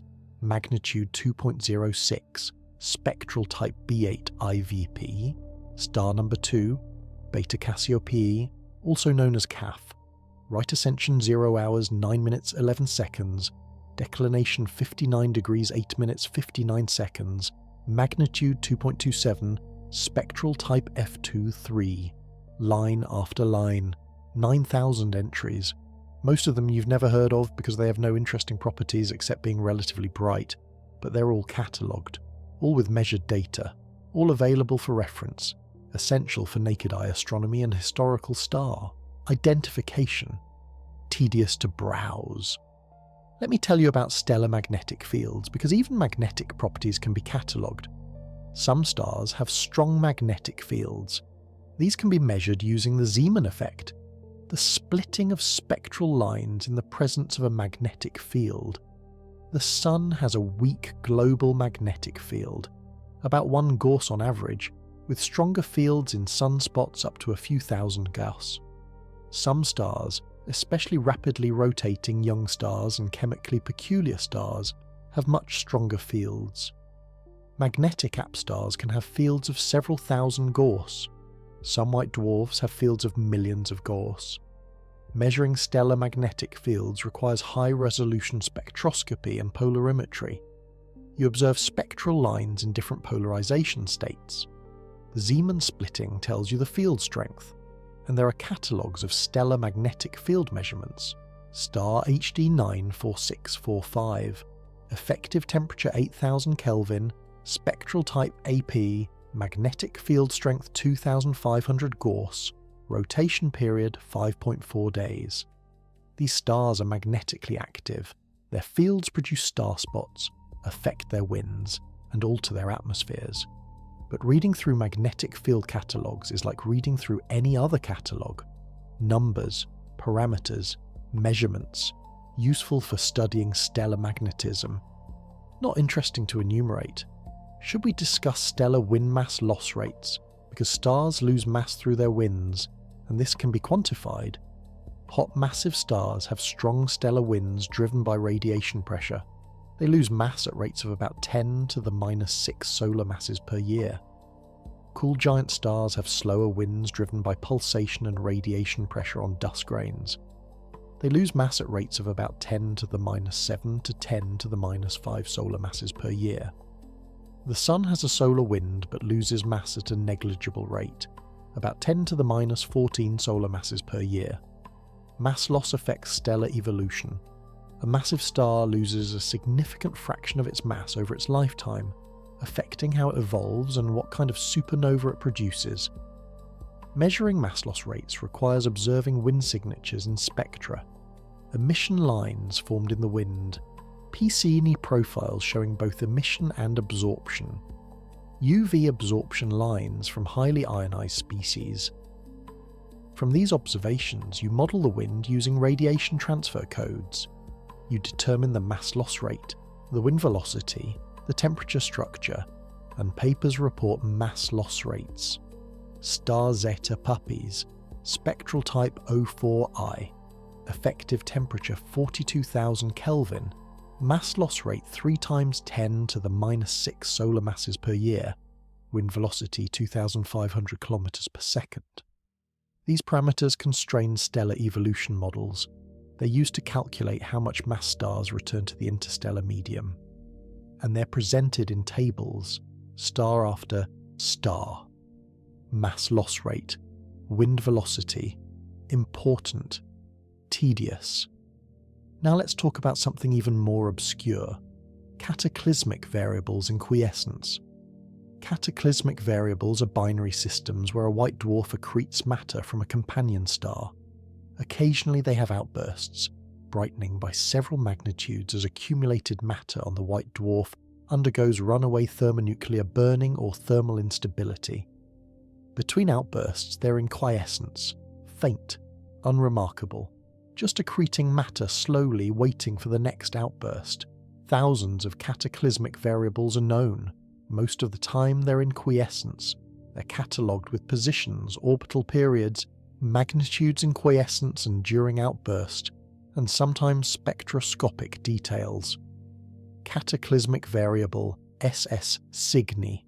Orbital period 6.6 hours, quiescent magnitude 12, outburst magnitude 8.2, outburst recurrence time about 50 days, spectral type of companion star K5V. These systems are studied to understand accretion physics, thermonuclear burning, and binary evolution. But most of the time, they're just faint dots on images, waiting for the next outburst. And catalogues list hundreds of them, each with measured parameters, each with a history of observed outbursts, each contributing to statistical studies of cataclysmic variable populations, essential for understanding binary star evolution, exceptionally boring to read through systematically.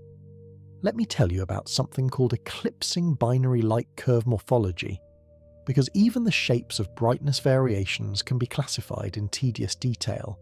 Eclipsing binaries show different types of light curves depending on their geometry. If both eclipses are total, meaning one star completely covers the other during each eclipse, you get flat-bottomed eclipses. The brightness stays constant during totality. If the eclipses are partial, the brightness continuously changes throughout the eclipse.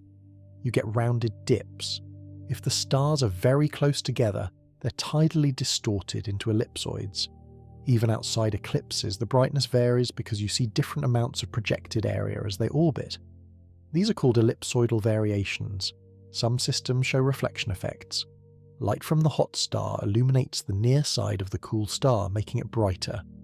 As the orbit progresses, you see more or less of the illuminated hemisphere, causing brightness variations.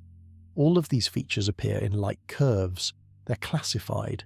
EA-type light curves have detached components.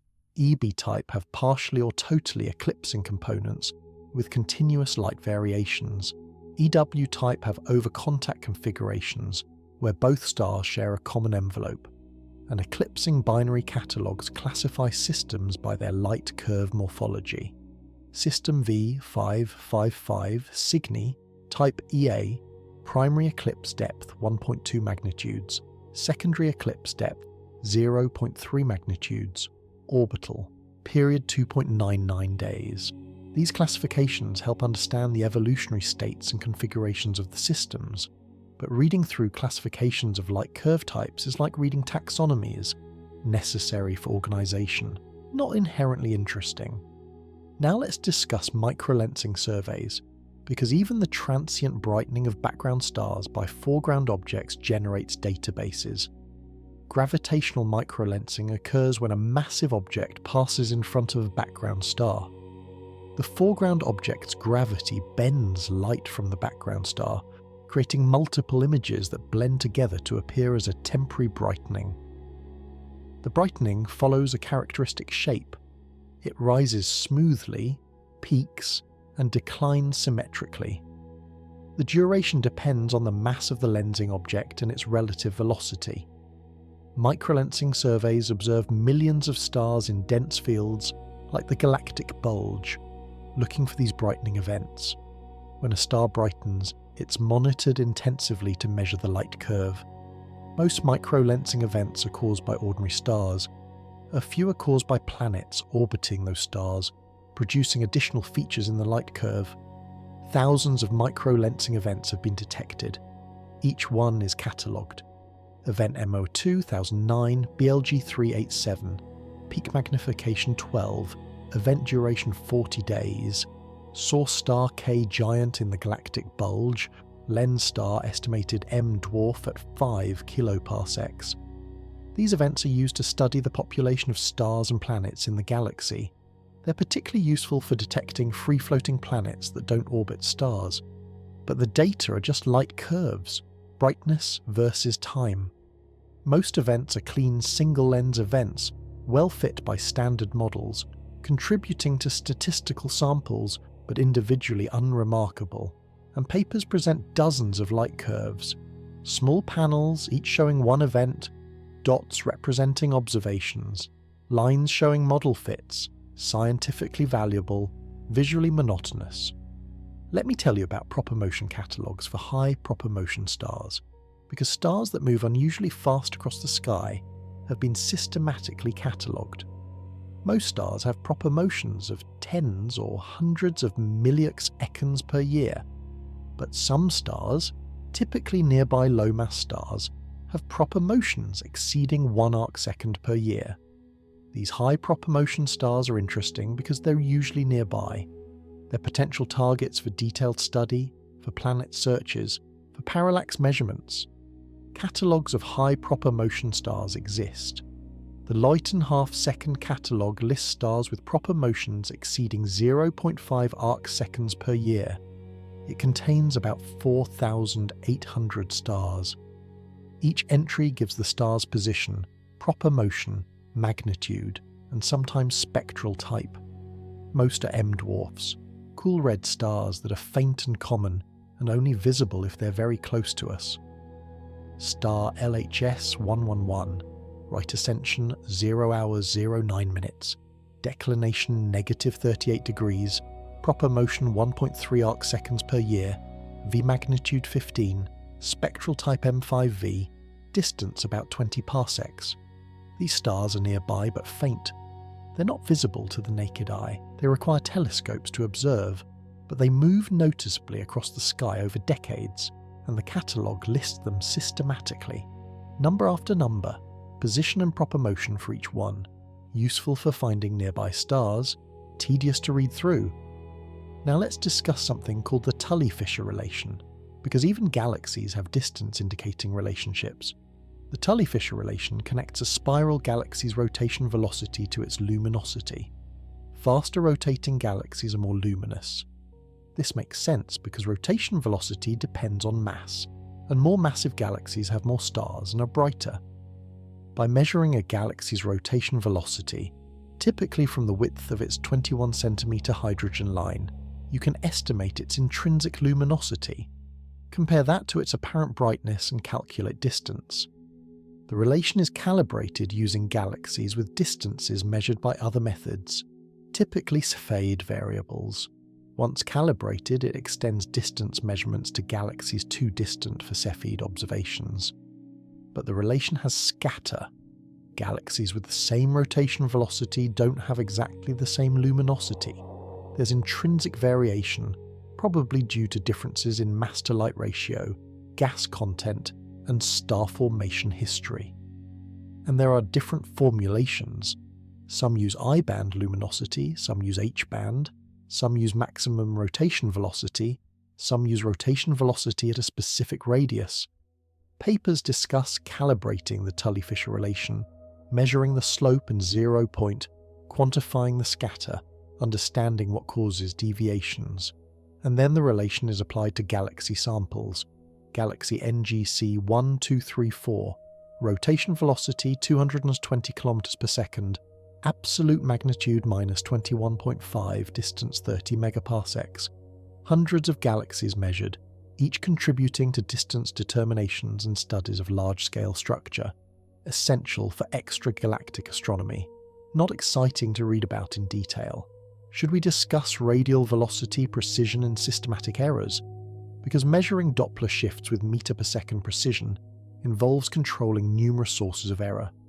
Detecting exoplanets via radial velocity requires measuring a star's velocity variations with precision of a few meters per second or better. Earth's orbital motion around the Sun creates a 30 km per second variation in our reference frame. The Sun's gravitational redshift is about 600 meters per second. Earth's rotation adds variations up to half a kilometer per second, depending on where the star is in the sky. All these effects must be corrected. You measure the star's spectrum, you cross-correlate it with a template spectrum, you determine the Doppler shift, then you apply corrections. Barycentric correction adjusts from Earth's reference frame to the solar system barycenter. Gravitational redshift corrections account for light climbing out of the Sun's gravity well and falling into Earth's. Atmospheric corrections account for absorption lines from Earth's atmosphere that can contaminate the stellar spectrum. After corrections, you have a radial velocity measurement, but there are systematic errors. The spectrograph isn't perfectly stable. Temperature changes cause mechanical shifts. The calibration lamp used to wavelength calibrate the spectrum might drift. Modern spectrographs use simultaneous calibration. Light from the star and light from a stable reference source are fed into the spectrograph simultaneously, so any instrumental shifts affect both equally and cancel out.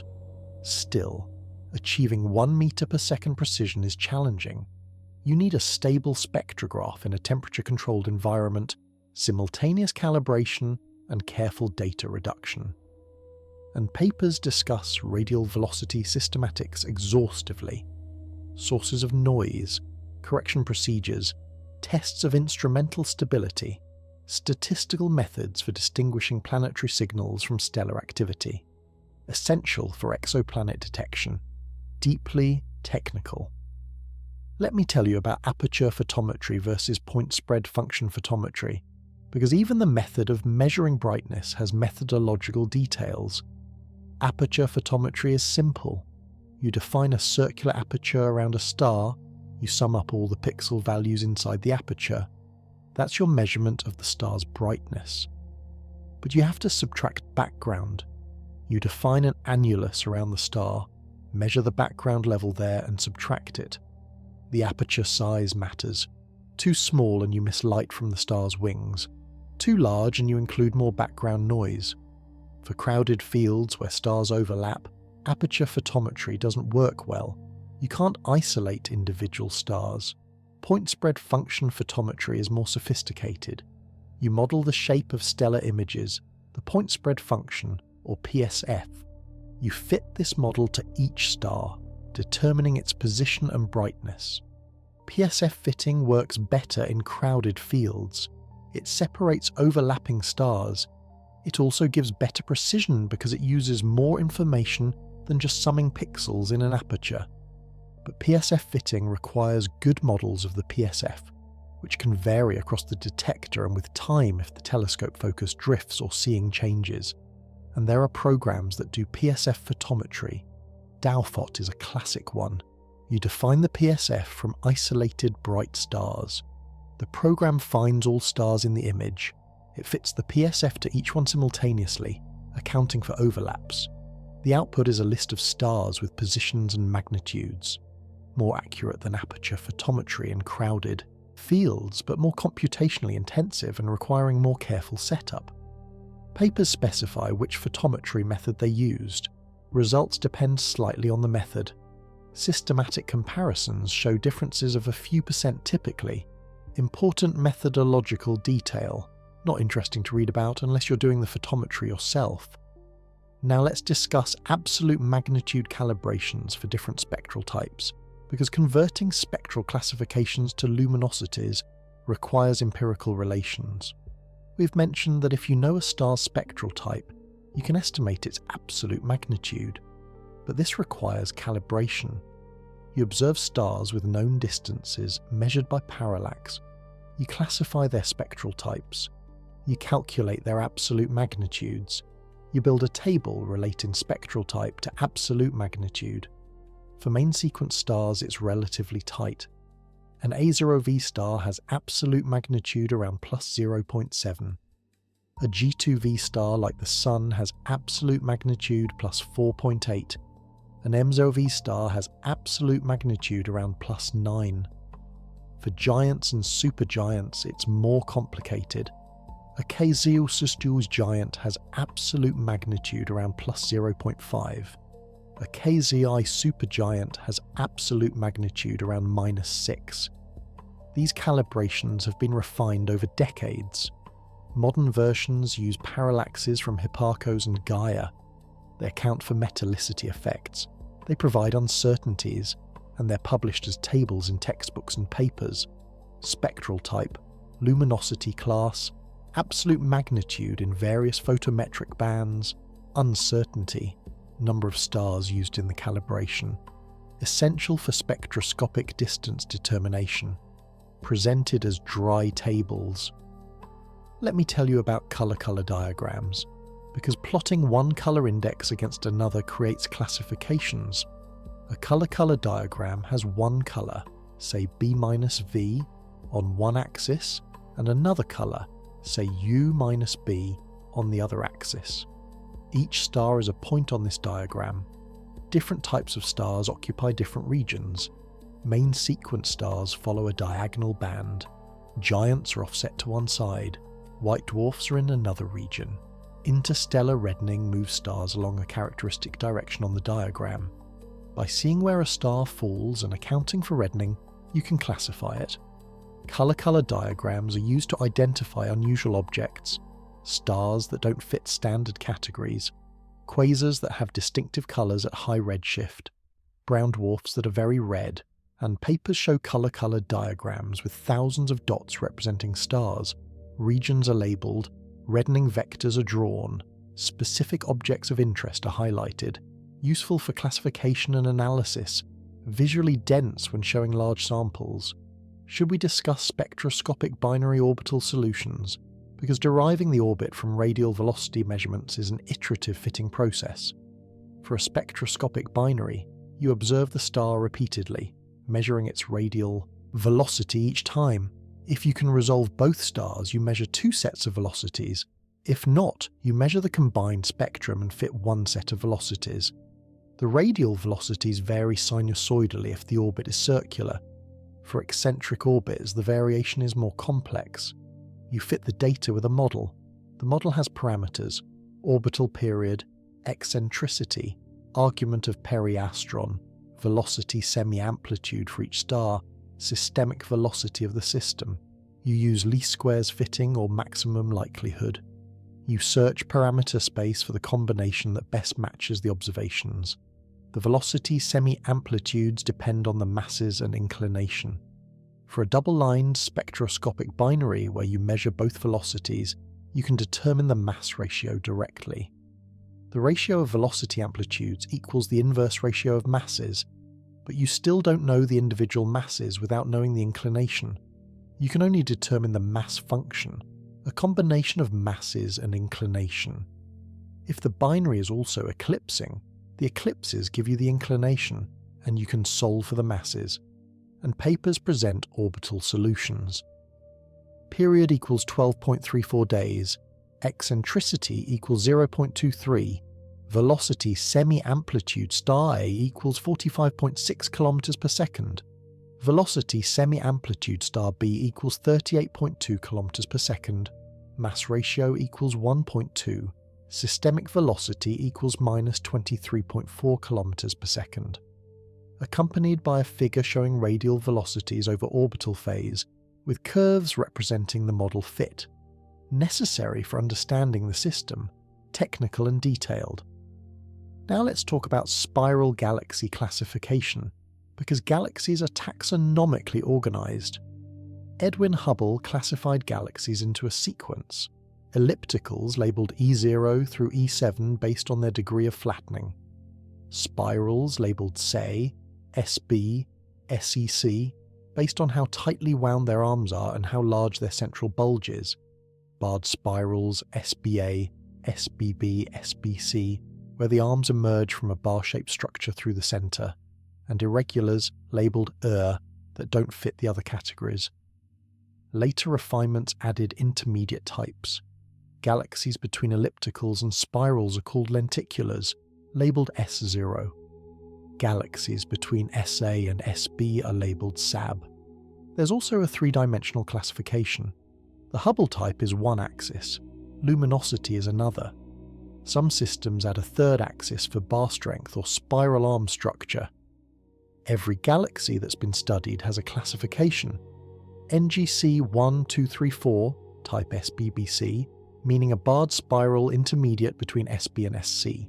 NGC 5678, type E4, meaning an elliptical with moderate flattening. These classifications correlate with physical properties. Early type galaxies, the ellipticals and S0s, have old stellar populations and little gas. Late type galaxies, the C and IR galaxies, have ongoing star formation and lots of gas. Intermediate types are in between, but the classification is somewhat subjective. Different astronomers looking at the same galaxy might assign slightly different types, and galaxies don't fall into discrete categories.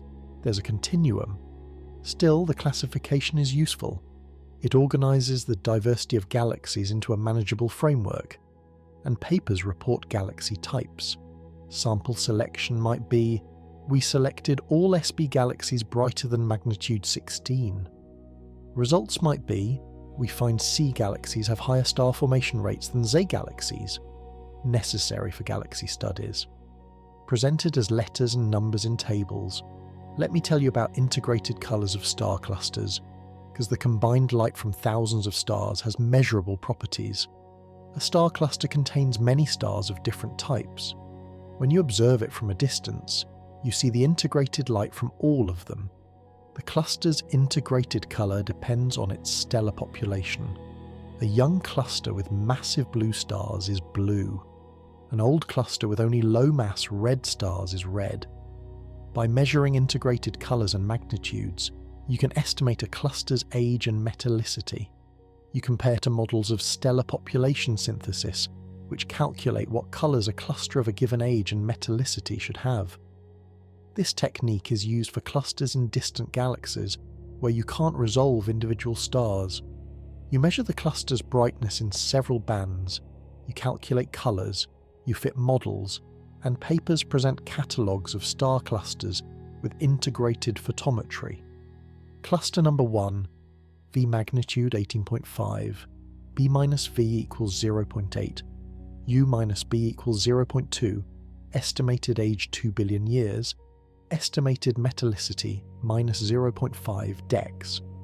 Dozens or hundreds of clusters in a single galaxy, each measured, each with estimated properties, useful for studying star formation history and chemical evolution, presented as tables of magnitudes and colours. Now let's discuss gravitational wave strain amplitude, because even the ripples in space-time produced by merging black holes have measurable parameters. Gravitational waves are detected as tiny oscillations in the length of laser interferometer arms. The strain is the fractional length change. For the first detected gravitational wave event, the strain amplitude was about 10 to the minus 21. That's a change in length of about 1,000th the diameter of a proton over a 4-kilometre arm length. The strain amplitude depends on the masses of the merging objects and their distance. More massive objects produce stronger waves. Closer events produce stronger waves. A gravitational wave signal has several measurable parameters. The masses of the two objects, their spins, the orbital inclination, the sky position, the distance, the time of merger. These are determined by matching the observed signal to templates generated from general relativity. Simulations. You search through parameter space to find the template that best fits the data. The result is a probability distribution over parameters. The masses are 36 plus or minus 4 solar masses and 29 plus or minus 4 solar masses. The distance is 400 plus or minus 200 megaparsecs. The merged black hole mass is 62 plus or minus 4 solar masses. And dozens of gravitational wave events have been detected, each one analysed, each one with measured parameters, each one catalogued. Event GW150914, binary black hole merger, masses 36 and 29 solar masses, distance 400 megaparsecs, signal-to-noise ratio 24, event GW170817, binary neutron star merger, masses 1.46 and 1.27 solar masses, distance 40 megaparsecs, accompanied by electromagnetic counterpart. Essential for gravitational wave astronomy and tests of general relativity. Presented as tables of events and parameters.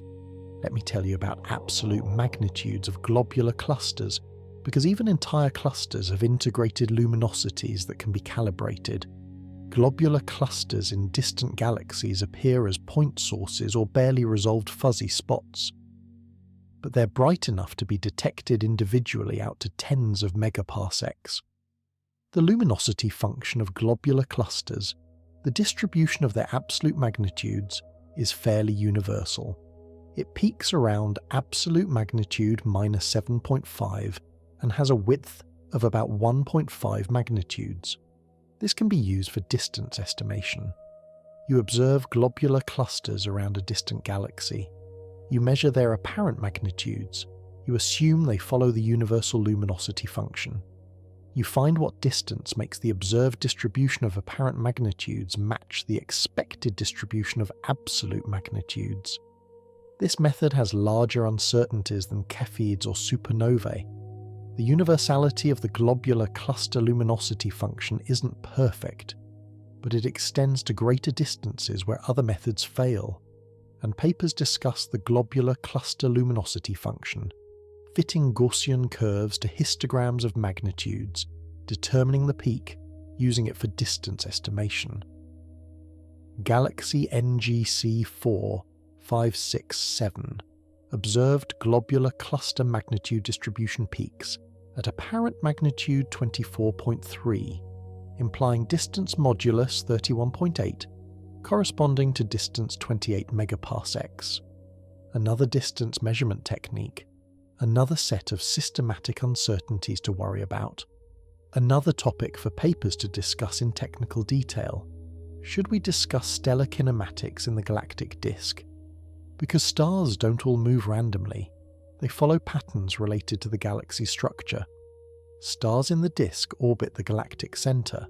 The Sun orbits at about 220 kilometers per second.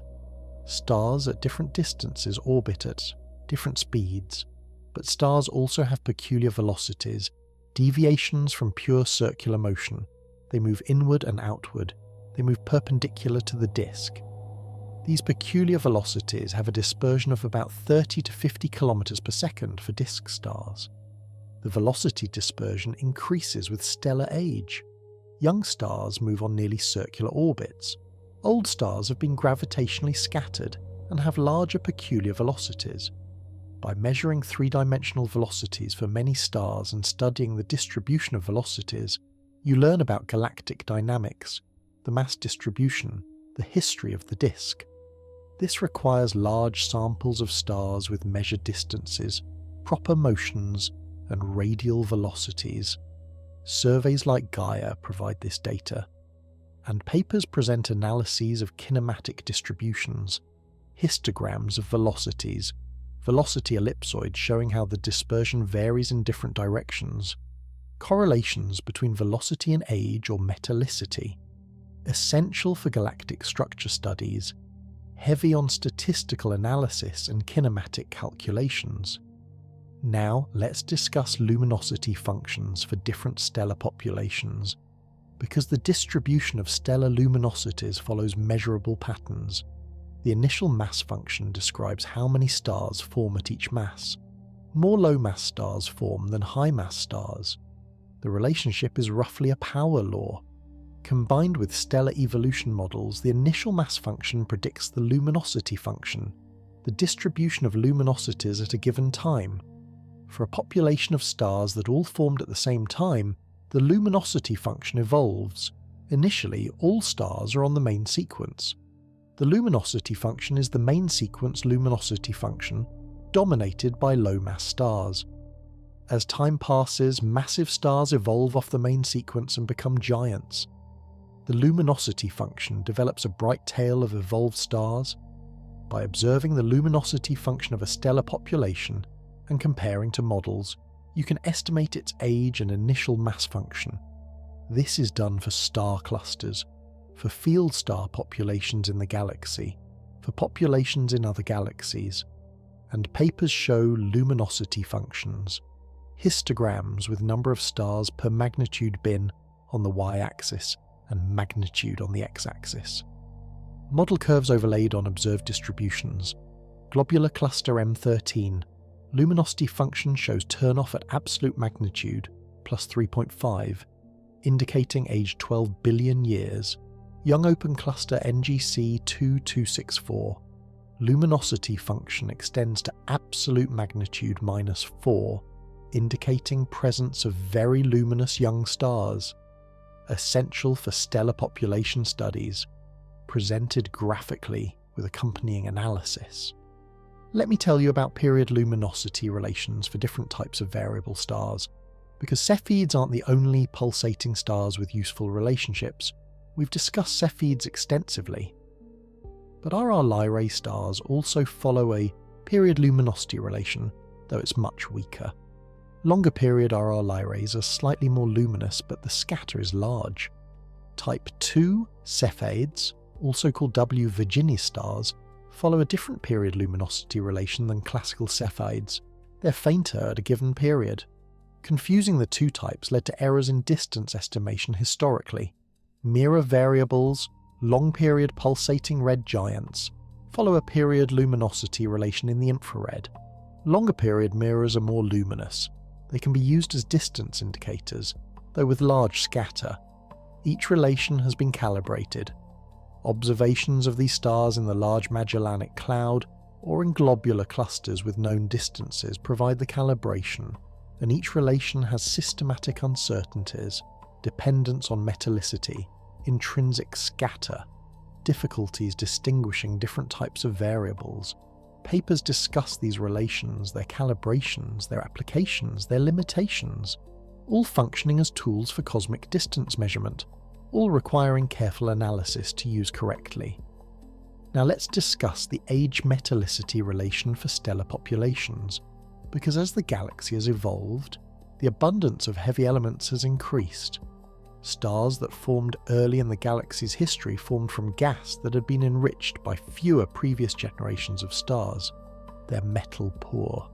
Stars forming now form from gas enriched by billions of years of stellar nucleosynthesis. They're metal rich, so old stars tend to be metal poor. Young stars tend to be metal rich. This is the age-metallicity relation. But there's lots of scatter. Stars at a given age can have a range of metallicities depending on where they formed and what their formation environment was like. Measuring the age-metallicity relation requires stars with measured ages and metallicities. Ages are hard to measure for individual field stars. Metallicities can be measured spectroscopically. Studies use proxies for age. Kinematics, since old stars have different velocity distributions. Stellar evolution indicators like chromospheric activity, which decreases with age, and the relation is studied statistically. Plotting metallicity versus age for samples of hundreds or thousands of stars, seeing the general trend with scatter around it. Papers show these plots, each star a dot, a trend line through the scatter. Discussions of what causes the scatter and what it tells us about galactic chemical evolution. Important for understanding how galaxies form and evolve. Complex because ages are uncertain and the relation is noisy. Let me tell you about gravitational potential models of galaxies, because the gravitational field of a galaxy can be modelled and measured. A galaxy's gravitational potential determines how test particles orbit within it. By measuring stellar orbits or gas kinematics, you constrain the potential. Simple models assume spherical symmetry. The potential depends only on radius. More realistic models include flattening for disk galaxies or triaxiality for elliptical galaxies. The potential can be parameterized in various ways. Plummer model, Hernquist model, NFW profile for dark matter halos, multi-component models with separate contributions from bulge, disk, and halo. Observations are fit with these models. You measure rotation curves, velocity dispersions, or individual stellar orbits. You adjust model parameters until the predicted kinematics match observations.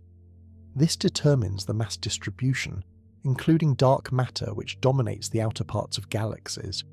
Papers present best fit model parameters.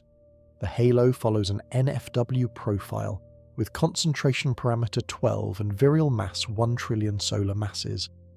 The disk has exponential scale length 3 kiloparsecs and mass 60 billion solar masses, essential for understanding galaxy mass distributions and dark matter, presented as model descriptions and parameters with uncertainties. Now we've covered an enormous range of astronomical topics, all legitimate scientific subjects, all carefully studied and measured, and all presented in ways that are technically precise and profoundly uninteresting to anyone not actively working on those specific problems. This is the nature of much of astronomy. Behind every beautiful image of a nebula, every exciting discovery of an exoplanet, every dramatic observation of a black hole, there are vast databases of numbers, positions and magnitudes and velocities and temperatures and masses, all measured with care, all catalogued with precision, all essential for building our understanding of the universe. But individually, most of these numbers are boring. A star with a proper motion of 247.96 milliseconds per year in right ascension and minus 56.32 milliseconds per year in declination is doing exactly what stars do, moving through space at some velocity, seen from some angle, resulting in some apparent motion across the sky. There's nothing dramatic about it, nothing exciting. It's just a measurement, one of billions like it, and that's okay. Science isn't always exciting. Much of it is systematic, careful, methodical, building up databases, measuring parameters, testing models, checking consistency. The excitement comes when patterns emerge from the data, when thousands of boring individual measurements combine to reveal something unexpected, when systematic surveys discover something that doesn't fit. But the individual measurements themselves, they're usually just data points, numbers in tables, dots on plots, essential, carefully obtained, and boring. So if you've made it this far, congratulations. You've successfully endured an extensive tour through some of the most technically accurate and profoundly uninteresting information that astronomy has to offer. Every fact presented has been true. Every measurement type described is real. Every catalogue mentioned exists. This is genuine science, presented in perhaps the dullest way possible.